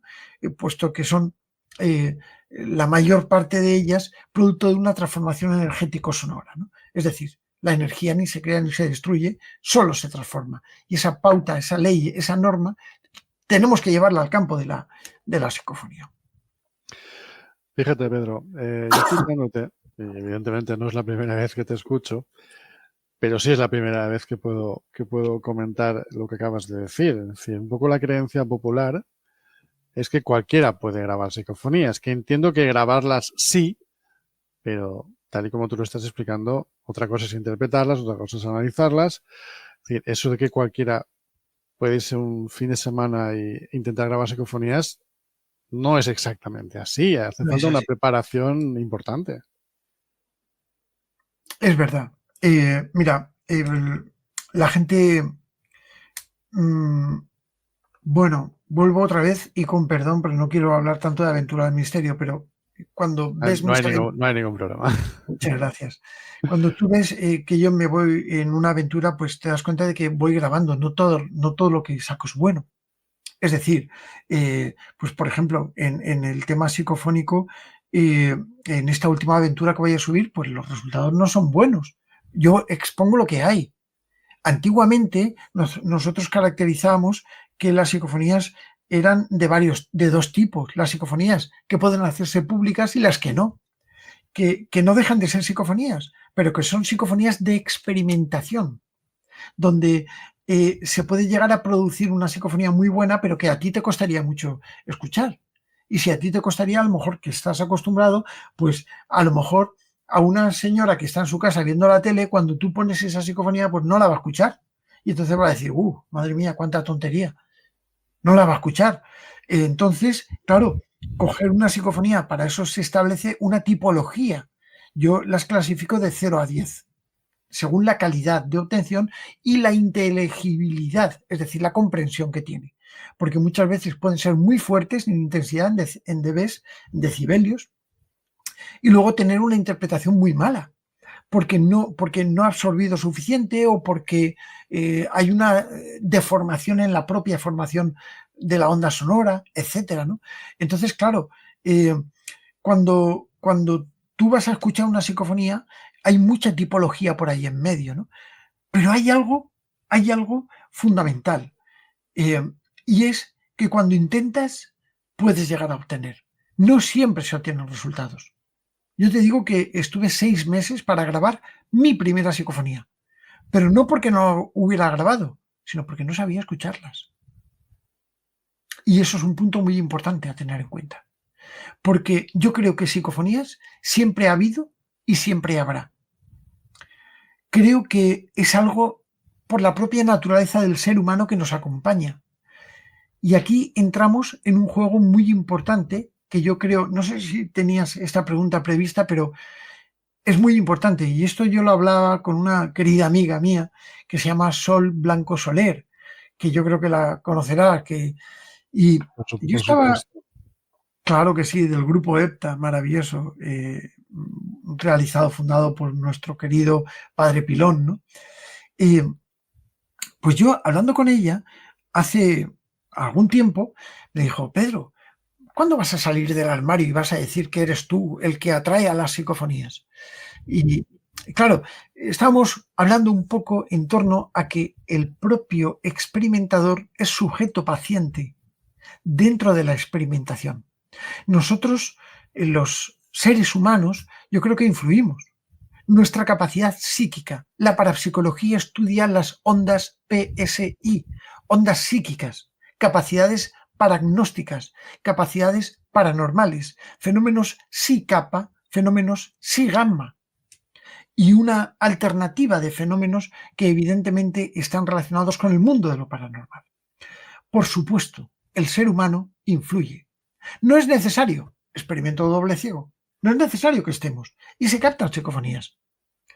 Pero la presencia del ser humano es un factor catalizador para poder llegar a obtener registros psicofónicos de gran intensidad, gran calidad. Y eso yo creo que ya forma parte de cada uno. Hay mucha gente que lo intenta y no le salen psicofonías. Y hay otra gente que les sale. Bueno, no sé de qué depende, porque esto sí que es un verdadero dilema. Y se ha investigado, pero no hasta el punto de poder llegar a concluir que ciertas personas tienen ese psiquismo necesario para producir lo que es la captación psicofónica. Por eso, no es cuestión del lugar, no es cuestión del momento. Por supuesto, las constantes medioambientales influyen mucho. Yo realicé 5.000 experimentaciones contrastadas con la misma metodología, con el mismo sistema, para llegar a una conclusión en el mundo de lo que es la formación psicofónica, ¿no? Y la conclusión la tienes hice un curso de psicofonías está en abierto, se puede ver ahí en mi canal, y yo expongo las características de las estadísticas psicofónicas, si es hombre, si es mujer, momento en el que del día en el que se obtienen mejores resultados, condiciones medioambientales, presión barométrica, hasta el estudio de los rayos X que forman parte del flux de rayos cósmicos que entran dentro de nuestra atmósfera producidos por el Sol, ¿no? Que desde el punto de vista de la radio, yo soy radioaficionado, se estudia muy bien, muy de cerca, y se sabe que aumenta la propagación y posiblemente eso también afecta a la producción psicofónica. Fíjate, Chus, si hay factores influyentes dentro de lo que es la producción de la psicofonía. Una pregunta que siempre me ha intrigado. ¿En qué idioma hablan las psicofonías? Porque entiendo que a veces hablan el idioma del investigador, hablan el idioma del lugar, de la época que... ¿En qué idioma hablan las psicofonías? Me imagino que no solo has encontrado psicofonías en español. Es verdad. Mira, yo tengo psicofonías en euskera. Tengo psicofonías en catalán, en valenciano. Tengo psicofonías en inglés. Tengo psicofonías hasta en lengua maya, en galego, con acento andaluz. Tengo psicofonías prácticamente en todos los idiomas que yo entiendo. No es que yo sea políglota, porque, vale, yo hablo castellano, español, y bueno, comprendo perfectamente el valenciano, lo hablo un poquito, el catalán lo comprendo perfectamente, el inglés lo comprendo casi perfectamente, lo hablo, bueno, un poquito, el francés lo comprendo bastante bien, el italiano lo comprendo bien, es decir, en los sitios donde yo he estado investigando, por ejemplo, yo estuve haciendo un poco una investigación durante un par de semanas en Whitechapel. Whitechapel es donde se movía Jack el Destripador en Inglaterra, en el Reino Unido. Y todas las noches me iba a los lugares donde Jack el Destripador había actuado y, bueno, pues iba intentando captar psicofonías. Muchas veces captaba psicofonías en castellano, en español. Y captaba psicofonías en español perfectamente audibles y algunas en inglés. Tengo alguna grabada en la iglesia de San Bartholomew, allí, que bueno, preguntando por Jack el Destripador. Y bueno, o sea, son brutales, ¿no? Y me lo dicen en perfecto inglés, ¿no? Que yo no sé pronunciarlo y que ahí no había nadie, estábamos Bea y yo solos, ¿no? Entonces, a mí me han hablado en muchos idiomas, en muchos, pero todos los he entendido. Al fin y al cabo, solamente hubo una psicofonía que yo capté en el Yucatán, en la selva, en el Castillo del Adivino. El Castillo del Adivino es el castillo de Kukulcán. En Uxmal, que era una pirámide, las típicas pirámides mayas allí, donde yo estaba arriba del templo y grabé una psicofonía alucinante que no entendía, que era un o algo así, ¿no? Y no era ni murciélagos, que allí hay muchos, ni pájaros, ¿no? Estaba dentro de un templo, ¿no? A lo Indiana Jones, pero traducido, y nada más que estamos, Bea, el guía y yo, y estamos ahí pendientes de mi grabación con silencio pleno, ¿no? Y cuando yo allí rebobiné, lo escuchamos, el guía me llegó a decir que era un saludo en lengua maya. Yo no sabía hablar maya ni lo entendí, pero él se lo entendió. Me pregunto yo si realmente fue una psicofonía que iba dirigida a él, porque él sí la entendió. ¿Ves por dónde voy, no? Es decir, la psicofonía normalmente te habla en un idioma donde tú conozcas. Y por supuesto yo creo que esto es una pauta, vamos. Muy interesante. A Jürgenson y a Konstantin Raudiv le pasó lo mismo. De hecho, yo lo que estoy diciendo son conclusiones no mías del todo, sino también una mezcla y una amalgama de los investigadores que ha habido antes, ¿no?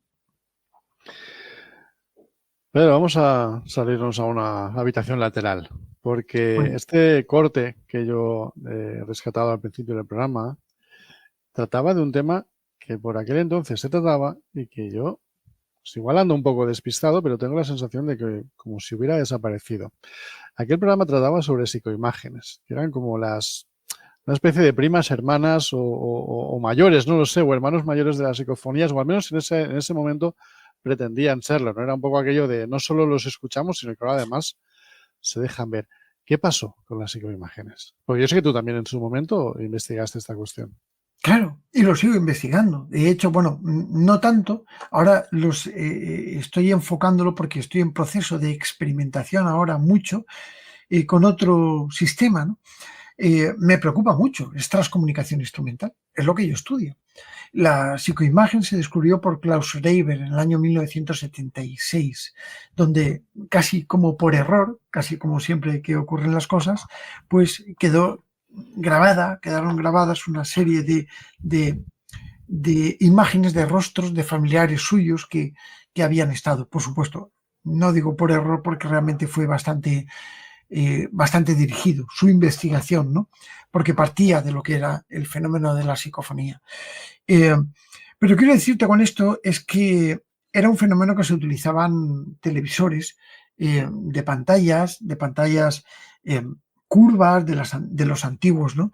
Incluso en blanco y negro. Se buscaba el blanco y negro porque el color, al tener una malla, lo que es la televisión, la pantalla de televisión de tubo, estamos hablando de televisiones antiguas, preparada para el color, tenía 3 orificios en cada una de las ranuras, uno para el R, otro para el G y otro para el B, es decir, el blue, el green y el red, es decir, lo que componen pues la base de lo que nos están viendo nuestros amigos de color, ¿no? Antiguamente se utilizaban los televisores de blanco y negro porque definían más el contraste y el matiz era mucho más característico. Yo tengo psicoimágenes verdaderamente alucinantes, ¿no? Y yo recuerdo que con Sinesi también experimentábamos con el tema de la psicoimagen. Se ha perdido mucho y fíjate que ahora que estamos en la época del vídeo y de todo eso, se ha perdido mucho.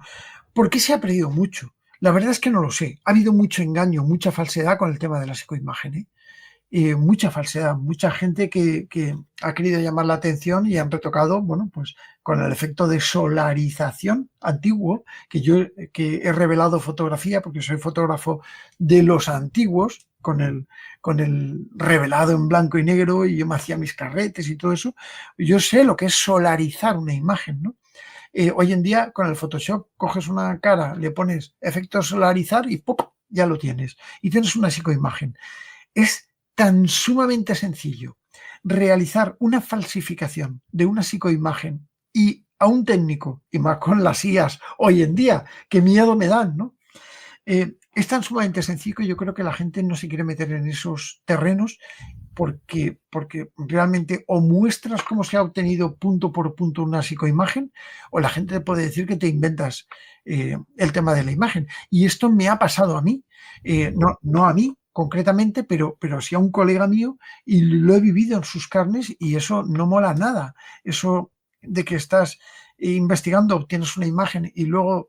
Y tengo, por el contrario, a otros colegas que les han falsificado imágenes. Y además gente conocida. No puede ser eso. Tenemos que llevar cuidado. Porque entonces yo no sé si es por eso, por lo que la gente no se mete a la investigación, o quizás porque la parafernalia que tienes que montar para captar psicoimágenes en una casa encantada, pues imagínate, necesitas llevar una fuente de alimentación, un motor, en fin. Yo esto lo he hecho, O sea, llevarme a una casa en mitad del campo una tele con un generador, con un vídeo, con una cámara, e intentar ver el efecto de la retroalimentación en el punto inferior derecho, es decir, y con el ángulo de 45 grados, y te llevas, y entonces menos psicofonías, captas de todo, porque claro, un motor al lado, no sé, es un poco caótico, ¿no? Entonces, esa imposibilidad que también se puede remediar hoy en día con las baterías de larga duración, etcétera, etcétera, se puede llegar a remediar. Pero, ¿cómo exploras tú esto? Yo esto lo he hecho, y yo recuerdo con mi querido Paco Lucha, que en paz descanse allí a donde esté, pues que yo lo iba introduciendo en el campo de la psicoimagen, y en las casas donde hemos investigado tengo fotografías donde se ve a él, el pobre, y rebobinando, y hay que explorar foto a foto. Cada segundo pasan 25 fotogramas. O 30. O imagínate ahora con grabación de 60 fotogramas por segundo. ¿Qué tienes? Que mirar uno a uno, un segundo. ¿Y qué grabas? 2 minutos y luego tal, y luego aparece una psicofonía que tienes que... Es complicado. Te tienes que dedicar muy por entero al tema de la psicoimagen para poder hacer algo notorio en el tema de la psicoimagen que tenga relevancia dentro de tu propia investigación, ¿no? Yo creo que por lo farragoso que es el tema, no se experimenta tanto con ello. Ahora, hay gente que sí que está trabajando con esto. Yo sí que tengo constancia de todo ello. Hay gente, digo a nivel lógico, ¿no? Porque, claro, un grabador, tú te coges tu teléfono y, bueno, tú puedes grabar perfectamente una psicofonía en un lugar con tu teléfono, pero una psicoimagen es más complicado. Entonces, donde está tendiendo la masa de gente en general de investigación de lo paranormal es a lo que es el estudio de la imagen paranormal, que eso sí que es algo que está ahí, ¿no? El tema de la psicoimagen es muy interesante. Hubo gente que trabajó mucho, hubo mucho fraude también, porque antiguamente tenías he captado una psicoimagen, la publicas en una revista y te pagan un artículo. Esto es así. Antiguamente, hoy en día no pagan directamente, ¿no? Entonces, por eso tenemos lo que tenemos. Bueno, no todos pagan, algunos sí que pagan, ¿no? Por los artículos periodísticos, lógicamente, ¿no?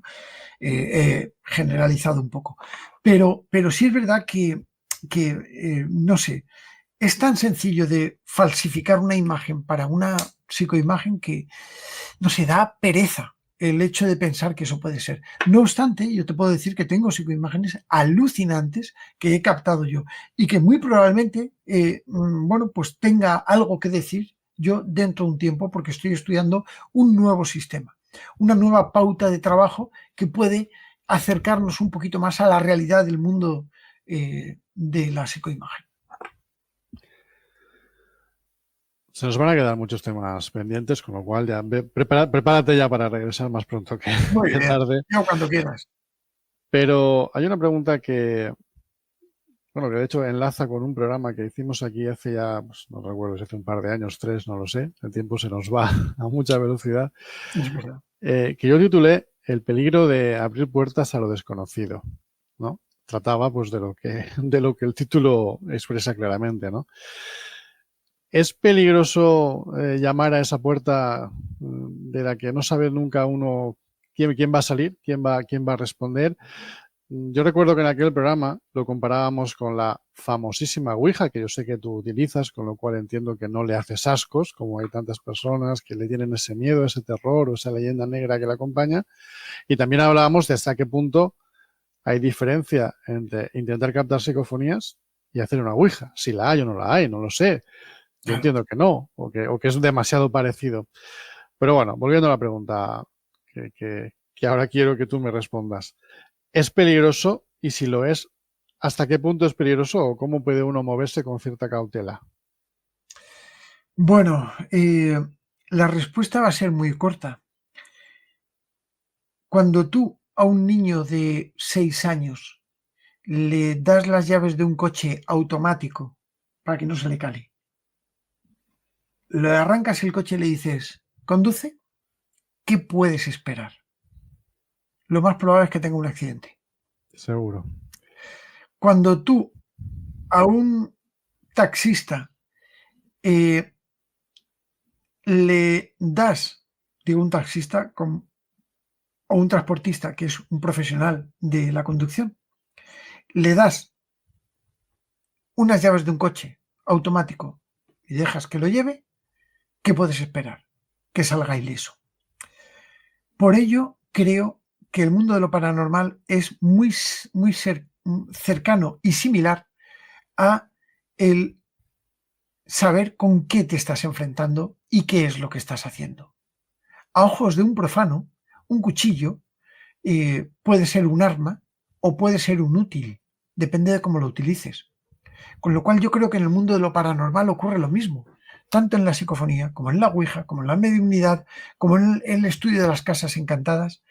Tú no puedes ir a una casa encantada y a dar un veredicto o un apoyo a alguien que está sufriendo un fenómeno paranormal si no sabes de lo que estás hablando. Entonces, como todo, hay que tener conocimientos para poder hacerlo. La ouija no es lo mismo que una psicofonía. La psicofonía es transcomunicación instrumental y la ouija es transcomunicación psíquica, donde son las personas las que intervenimos para mover el máster, lo que se mueve. En la psicofonía no actuamos y el fenómeno que se produce es físico, de un movimiento o de una alteración física del contenido de un entorno sonoro. Entonces, tenemos un fenómeno PK por parte de la psicofonía, podríamos decirlo así, y un fenómeno psi-gamma por parte de la ouija, puesto que somos las personas las que movemos el máster, ¿no?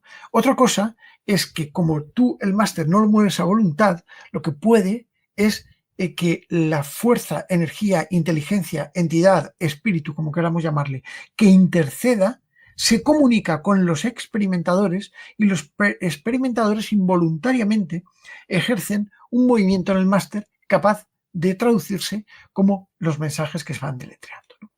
En la psicofonía se produce una alteración sonora del ambiente desde el punto de vista físico que tiene como resultado la generación de una voz y de un tono y de un timbre y de una frecuencia normalizada.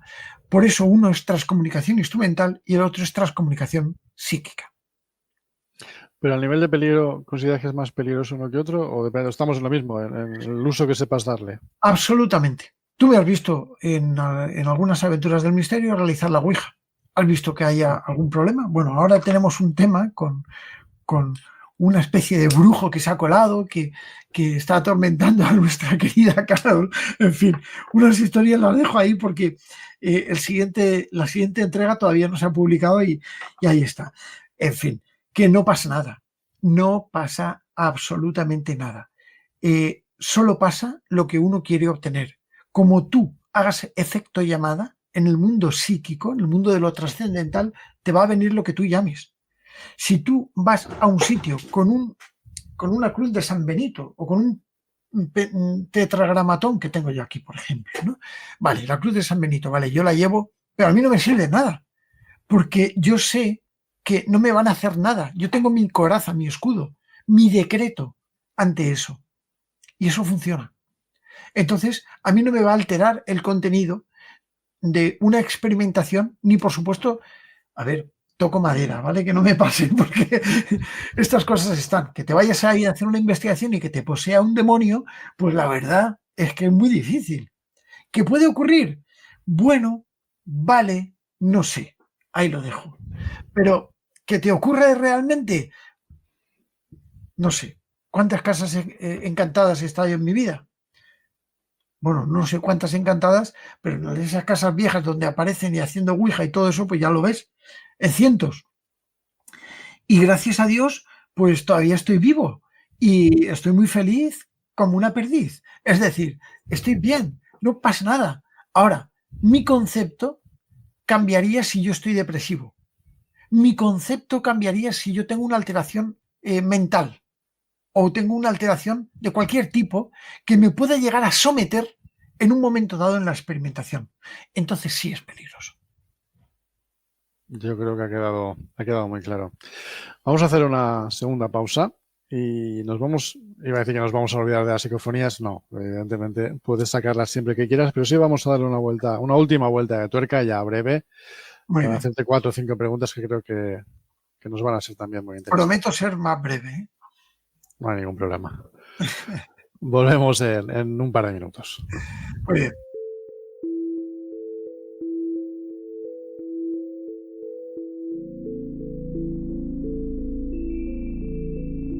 En el momento que ve esa aparición, intenta interactuar con ella.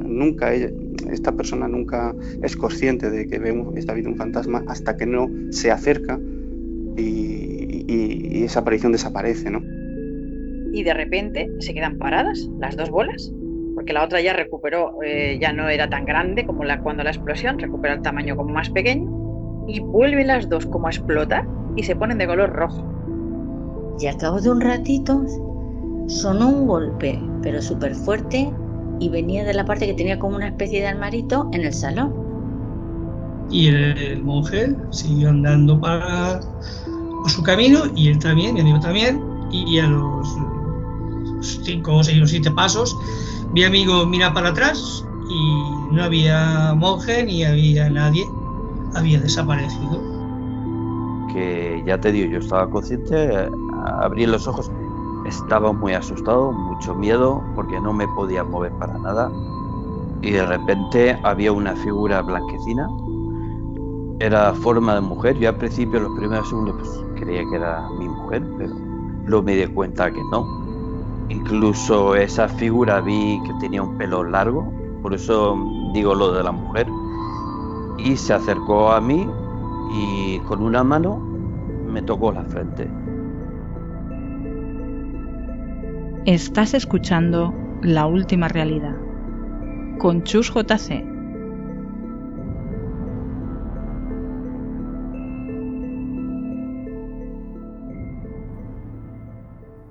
Entramos en la recta final y, bueno, sin entretener mucho ya a Pedro, pero sigue haciéndole una serie de preguntas que creo que son menos habituales. Sobre todo me imagino que a Pedro se las preguntan muchas menos veces, ¿no?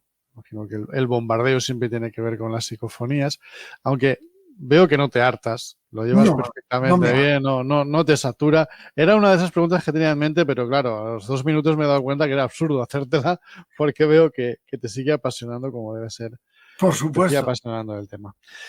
Fíjate, Pedro Amorós, me hablas de 40 años de investigación con su correspondiente divulgación. Una exposición de la que también hablabas antes, me imagino que muchas veces incómoda. ¿No te da rabia, y te lo digo desde mi posición y muchas veces cuando escucho críticas que pueden ser a ti o puede ser a cualquier otro compañero, ¿no crees que a veces esa exposición hace que la gente te exija demasiado? Es decir, Pedro Amorós no piensa muchas veces, hombre, yo hago mi trabajo, hago mis experimentaciones, tengo mi experiencia, mis estudios, pero también me equivoco, también soy humano, también tengo días buenos y malos. ¿No crees que a veces la crítica es demasiado cruel o demasiado exigente? Bueno, la crítica es buena. A mí me gusta que me critiquen, pero no me gusta que me detracten. Claro. El detractor, que nosotros siempre hemos comprendido del misterio, ataca a la figura, a la persona. Yo soy un simple mensajero. No ataca al fenómeno, porque no lo ha estudiado. Yo siempre he dicho a un detractor, cuando tú investigues lo que yo he investigado y llegues a la conclusión de que esto es una tontería y que no existe, posiblemente te creeré. Pero no me sirve el hecho de que tú me critiques a mí, como a Pedro Amorós, que si es feo, que si no se afeita, soy guapo y me afeito, pero no, que va. O que viste mal o lo que sea. No, a mí no me critiques. Critica el fenómeno. Y vamos a hablar del fenómeno, de lo que estamos aquí. Y es por ello por lo que yo siempre las críticas constructivas las acepto. Mira, Pedro, creo que te has equivocado, aquí no se oye esto. A mí me ha pasado esto en alguna ocasión. Oye, pues tienes razón. Estaba yo encebollado en algo y bueno, no me he dejado. Oye, Pedro, ¿te has dejado aquello por...? Sí, a mí. El canal mío me sirve mucho porque son miles las personas lo que lo ven y, bueno, pues me sirve como rasero para darme cuenta de que efectivamente aquello está... o sea, me puedo haber equivocado y yo soy humano y me equivoco y mucho, bastante torpe además. Entonces, claro, la crítica a mí me gusta. Además, que hablo mucho. Bueno, es mi forma de expresar. Yo sé dónde hablo mucho y dónde no hablo mucho. Y dónde puedo hablar mucho y dónde tengo que ser más escueto. Si tengo que hacer un programa para un informativo, mis totales van a ser de 3 segundos, de 4 segundos o de 20 segundos. Pero si estoy en un programa con mi amigo Chus, pues entonces me puedo explayar un poquito más y decir lo que pienso, ¿no? En un programa de misterio tú vas a hablar un poquito más y en otros... Es decir, yo me equivoco y mucho. Y me gustan las críticas, porque yo de las críticas aprendo. Lo que no me gusta es la burla, el sarcasmo, el insulto, la estultez dentro de lo que es la persona en sí, la poca cultura que demuestran algunas personas que te critican sin saber lo que están criticando, ¿no? Y por supuesto otros que, ya lo he dicho antes, que es la detracción. Creo que el diálogo es maravilloso, creo que la crítica es muy interesante porque te ayuda a sanar tus errores, a darte cuenta de dónde te equivocas, pero lo que es la detracción, lo único que lleva es al caos. Así que a mí me gusta que me critiquen, pero también es verdad que te fastidia. Pues claro que te fastidia cuando alguien te dice, tío, a ver, aquí te has equivocado porque tal, o mira, esto yo creo que es de esta forma o de otra. Dices, coño, he metido la pata o tal, pero eso te abre para que tú puedas aprender de tus propios errores, ¿no? Y rectificar. A mí hay una cuestión en eso que tiene que ver con el viaje del investigador, como decía en la introducción, que bueno, me parece realmente apasionante y uno de los grandes misterios. Y es eso que muchos decimos, de que una vez activas ese interruptor que es meterte a investigar, sea cual sea el ámbito, a investigar lo extraño, aquello que se nos escurre, que no podemos atrapar, caramba, que empiezan a pasar cosas raras. Eso que muchas veces decimos, cuando te metes en esto, parece que hay algo, esos hilos invisibles que te van llevando por ahí. Yo supongo que me vas a decir que tú también has sentido esos hilos y los sigues sintiendo constantemente. No sé si incluso tienes alguna anécdota, pero te lo pregunto. ¿Has llegado a tener esa sensación de que hay alguien o algo ahí detrás que a veces te abre puertas donde tú no esperabas abrirlas, que te dice o te muestra esa pista que estabas necesitando justo en ese momento? Pienso que sí. Indudablemente que sí. Fíjate que como investigador no te puedo demostrar que existe una vida después de la muerte, pero como persona tengo mis conceptos personales, ¿no? De que la materia es materia, pero la energía ni se crea ni se destruye, solo se transforma. Y que nosotros somos producto de una transformación energética. Estoy absolutamente convencido de que la transmutación energética que forma parte de la existencia del ser humano tiene una cabida psíquica activa e inteligente en algún lugar. No sé cuál y estoy en la búsqueda de ello, ¿no? Creo que es lo que persigo también. Llegar a comprender cuál es la esencia del misterio. Y por supuesto este tipo de inteligencias en muchas ocasiones se manifiestan directamente para intentar ayudarte, darte pruebas o decirte estoy aquí. Es que sé que me vas a contestar que sí, pero quiero que me lo digas tú. ¿Hay lugares, hay casos que te han llamado, que no los has buscado tú? Muchísimos, pero cientos. Yo antes, bueno, claro, tú piensas que a mí me llegaban muchísimas cartas, antes por cartas, que las guardo todas, y me llegaban muchísimas cartas de gente que tenía fenómenos paranormales, me siguen llegando casos. No tienen más que leer los comentarios de Aventura del Misterio, llegan muchísimos casos, y al correo de Aventura, digo eso por es la parte más expuesta que tengo, ¿no? Me llegan muchísimos casos de investigación y de propuestas de investigación de casas, de lugares y todo eso. Pero sí, hay muchísimos casos que no los busco yo. Otros sí, otros voy buscando yo, bueno, pues vamos a ver, históricamente, a ver aquí qué ha ocurrido, qué relación tiene esto con lo otro, a ver si puedo captar un eco del pasado de este castillo que me relacione un poco el tema musulmán con el tema íbero, como me ocurrió en la Almiserá, en Villajoyosa concretamente, que tengo una aventura allí, donde grabé un cántico de Allahu Akbar allí, en una mezquita del siglo XII, abandonada, en mitad de la... Claro, abandonada, forma parte de un reducto arqueológico, ¿no? Que está abandonada en una montaña, ¿no? Y allí te encuentras eso. Joder, es una pasada, pero una pasada el sitio y yo me lo encontré, ¿no? Entonces, claro, muchos los voy buscando para relacionar, pero otros me llaman porque tengo varios casos. Hoy mismo, hace exactamente 3 horas, llevamos 2 horas de antena, pues hace 3 horas he recibido un mensaje para estudiar un caso. O sea, muchísimos casos, sí. ¿Qué hace Pedro Amorós para no perder la cordura? Porque cuando uno se mete en ciertos berenjenales, a veces todo puede ser excesivamente desconcertante. ¿Cuál es ese resorte o cuál es ese pilar al que te agarras para tener los pies en el suelo? Bueno, yo creo que me agarro primero a mi familia y luego a mis amigos, ¿no? Porque al fin y al cabo, pues es lo más cercano que tengo, y tanto mi familia como mis amigos, y por supuesto me evade de lo que es ese mundo que es un poco intangible. Dentro de lo que es mi familia, pues sí, ve así. A mi hija no le gustan los fenómenos paranormales, ¿no? Es más, le dan un poco de miedo, no sé. Pero, no sé, yo también, no sé, estoy en contacto directo prácticamente todos los días con el mundo del misterio, con la gente. Y para evadirme, mirar las estrellas y hacer fotografías del firmamento, que me encanta, ¿no? O bien irme a la montaña a buscar fósiles, a buscar minerales, ver piedras, sobre todo fósiles, que es lo que me gusta. O bien a pasear por la naturaleza en busca de arqueología, de misterios, a visitar lugares especiales. Me encanta. Me encanta ir a buscar lugares misteriosos en la geografía mundial. Y a veces me cojo el coche y otras veces un avión. Y eso me evade.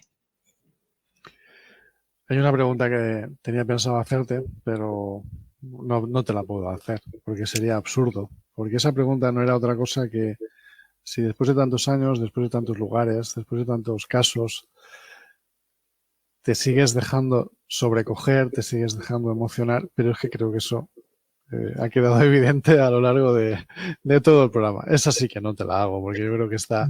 Mira, tienes que ver Las aventuras del misterio, algunas de ellas, donde me pego unos sustacos terribles, aun sabiendo que, bueno, pues vale, pues sí, lo paranormal existe, y cada vez que yo digo, oye, pues si estás ahí, dame una prueba, ¡pam, pam! Salta un detector, coño, ha saltado el detector, y me pego esos sobresaltos, pues claro que me sobresalta. Y yo creo que lo hemos hablado. Siempre, el día que deje de impresionarme, no seré yo. Esa es la respuesta, sin duda. La última es obligatoria, a pesar de que puede mucho o no tener que ver con lo que estamos hablando. La has nombrado antes, la has nombrado de pasada y ya has dejado algún apunte. Oye, ¿cómo llevas tú esto de la famosísima, traída y llevada inteligencia artificial? Me encanta. A ver, yo soy informático, yo estudié informática, estudié la ingeniería informática y siempre he sido programador. Y de hecho, yo empecé a hacer unos pinitos con redes neuronales. Pinitos no, a ver, que era uno de los proyectos de fin de carrera míos que yo tenía previsto. Un conjunto de sistemas de algoritmos de redes neuronales. La inteligencia artificial me encanta. Ahora, esto ha evolucionado mucho. O sea, cuando yo estudié informática, los discos duros más grandes eran de 20 megas. Esto ha evolucionado mucho. Esto me da un miedo tremendo, pero a la vez es apasionante, porque ¿hasta dónde vamos a llegar? Yo no le pondría puertas. A ver, no quiero quitarle mérito al ser humano, pero ¿por qué no dejar que la técnica se abra un poco camino? Siempre controlándolo, para no ser nosotros dependientes de ellos, sino ellos dependientes de nosotros, los sistemas algorítmicos, digo. Entonces me encanta, pero no sé. En el tema psicofónico, la inteligencia artificial de momento, no. Te lo iba a preguntar, ¿crees que ya no solo en psicofonías, en general en lo que es todo en general, el mundo del misterio, piensas que puede tener una repercusión importante? Sí, indudablemente, indudablemente. Ahora, el problema que tiene la inteligencia artificial es que todas están entrenadas bajo sistemas científicos. No existe todavía una inteligencia artificial sin tapujos que te diga realmente lo que es, porque todas tienen el condicionante científico. Si tú preguntas a una IA qué es una psicofonía o si los fantasmas existen, te va a decir una descripción, o sea, no te va a poner en contra del fenómeno para no crear enemistad, pero sí te va a decir una definición desde el punto de vista detractor. Detractor, que no científico, detractor. Y va a terminar con la puntillita de no olvides que, aunque lo que te haya dicho, desde el punto de vista de la ciencia no se acepta la existencia de un fantasma. ¿Por qué? Con lo cual, creo que están sesgadas. En ese sentido, no me mola. En el sentido creativo, me encanta. En el sentido de decir, bueno, bueno, yo creo que a todos nos gusta. Lo que pasa es que sí, corren peligro los diseñadores gráficos, los compositores, imagínate ahora con... O sea, los escritores, flipas. O sea, a ver, que yo alguna inteligencia artificial, no quiero dar pistas, pero alguna inteligencia... Yo soy escritor, entonces, no sé, escríbeme un tal... y bueno, yo sé de gente que ha escrito partes de capítulos con inteligencia artificial. Entonces, no sé, es como todo. Las herramientas, un cuchillo es bueno para los que saben manejarlo, si no también puede ser un arma, ¿no? Bueno, yo creo que dentro de lo mucho, creo que vamos a tener un debate aquí en La Última Realidad sobre el tema, porque sí, en la calle está y creo que es muy interesante y además infinito, totalmente. ¿no? Es absolutamente apasionante. Te lo recomiendo. Lo que sí que la verdad es que no lo había pensado y me parece muy interesante. Estamos necesitando crear una inteligencia artificial que sea un poco más receptiva o que tenga una apertura de mente un poco mayor, ¿no? Sí, de hecho, todas las generalistas están absolutamente capadas a lo que es el condicionamiento que han hecho los detractores durante muchos años de los fenómenos paranormales y de la religión incluso, y la teología, si me apuntas un poco, porque han entrenado las IAs con sistemas tan interesantes, pero a la vez tan absurdos como la Wikipedia. Claro. Y en la Wikipedia se han pasado horas y horas todos los detractores del misterio porque no tienen nada que hacer más útil que modificando todo eso para intentar, ¿sabes? Y dar lo que es la opinión ante los fenómenos paranormales de gente que no ha estudiado los fenómenos paranormales. Con lo cual la información que tienen las IAs de lo paranormal o lo misterioso es sesgada, porque está coaccionada, coartada y dirigida por gente no científicos, porque no verás tú a un científico negar un fenómeno paranormal. Dirá, hay que estudiarlo, ¿vale? Y te estoy diciendo mi posición de cientificista. Entonces, claro, por eso es un matiz criticable. Bueno, Pedro, pues ya hemos llegado al final. En tu caso, la verdad es que es casi absurdo, pero te lo voy a pedir, como suelo pedirlo a todos los que pasan por aquí, que nos digas cómo contactarte, cómo encontrarte, si estás metido en algo nuevo, qué podemos esperar en breve de ti, en fin, lo que tú quieras. Bueno, yo estoy muy centrado en las aventuras del misterio, ya sabes, en YouTube, Aventura del Misterio, y por supuesto, bueno, pues en TikTok, en Instagram, en Facebook, Twitter, no sé si me dejo alguna, pero bueno. ¿Dónde haga falta? Donde haga falta, y con que pongas Pedro Amorós, pues ya te va saliendo algo. Ya estamos ahí. Bueno, Pedro, espero que hayas estado a gusto. Yo creo que sí. Te he visto hablando un poco de todo. Como era de esperar, se nos ha quedado muchísimas cosas en el tintero, pero bueno, a mí me viene genial porque así te puedo enredar otra vez o otras muchas veces, que es la intención. Claro que sí. Pues nada, es un placer para mí haber estado aquí en tu programa. Ya sabes que me encanta. Y bueno, pues nada, vamos a hablar de misterios cuando tú quieras. Te lo agradezco muchísimo. Yo he disfrutado, iba a decir que espero que los oyentes, los espectadores también, pero es que estoy convencido de que ha sido exactamente así. Ojalá.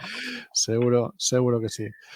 Pedro, seguro que muy en breve volvemos a encontrarnos. Un abrazo enorme. Un abrazo muy fuerte, Chus, querido. Cuídate mucho y saludos a todos los espectadores. Hacemos ya una última pausa y, como siempre, rematamos.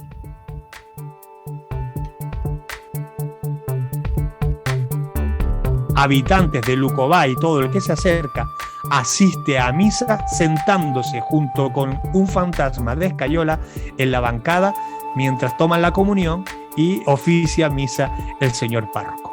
La imagen es increíble, es icónica, la de ver compartiendo, y se entienda ahora lo que voy a decir, vivos y muertos, una misa oficiada.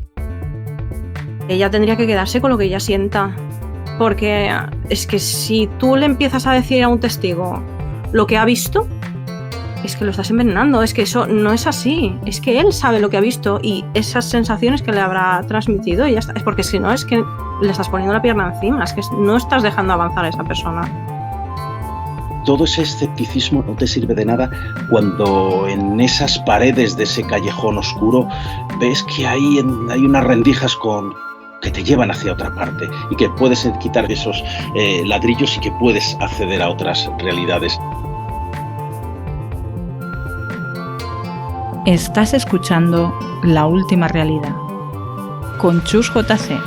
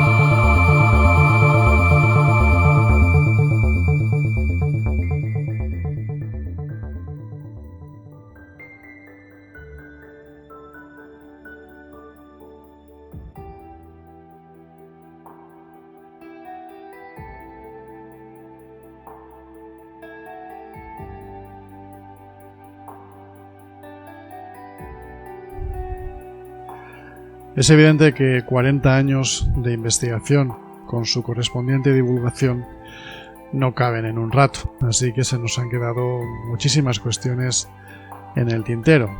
Eso sí, son la excusa perfecta para pedirle a Pedro que regrese a la última realidad y retomarlo ahí donde lo dejamos. Pero por otra parte, y como ya os he dicho en alguna ocasión, yo después de charlas como esta estoy deseando reescucharla para literalmente tomar apuntes e ir tirando de algunos de esos hilos que nos ha ido dejando Pedro a lo largo de todo el programa. Creo que es muy poco, más bien nada, lo que cabe añadir. Espero, más bien confío, tal y como le he dicho a Pedro, confío en que habréis disfrutado tanto como yo de todo lo que nos ha ido contando a lo largo de esta maravillosa charla. Nada más, aquí lo dejamos. Muchísimas gracias por haber vuelto a estar ahí y ya sabéis, hasta el próximo encuentro, seguimos en la búsqueda. Has escuchado La Última Realidad, un espacio de Al Final de la Escalera. Puedes seguirnos en nuestra web finalescalera.com, en Facebook, X, iVoox y YouTube. También puedes ponerte en contacto con nosotros a través de la dirección de correo electrónico misterio@finalescalera.com.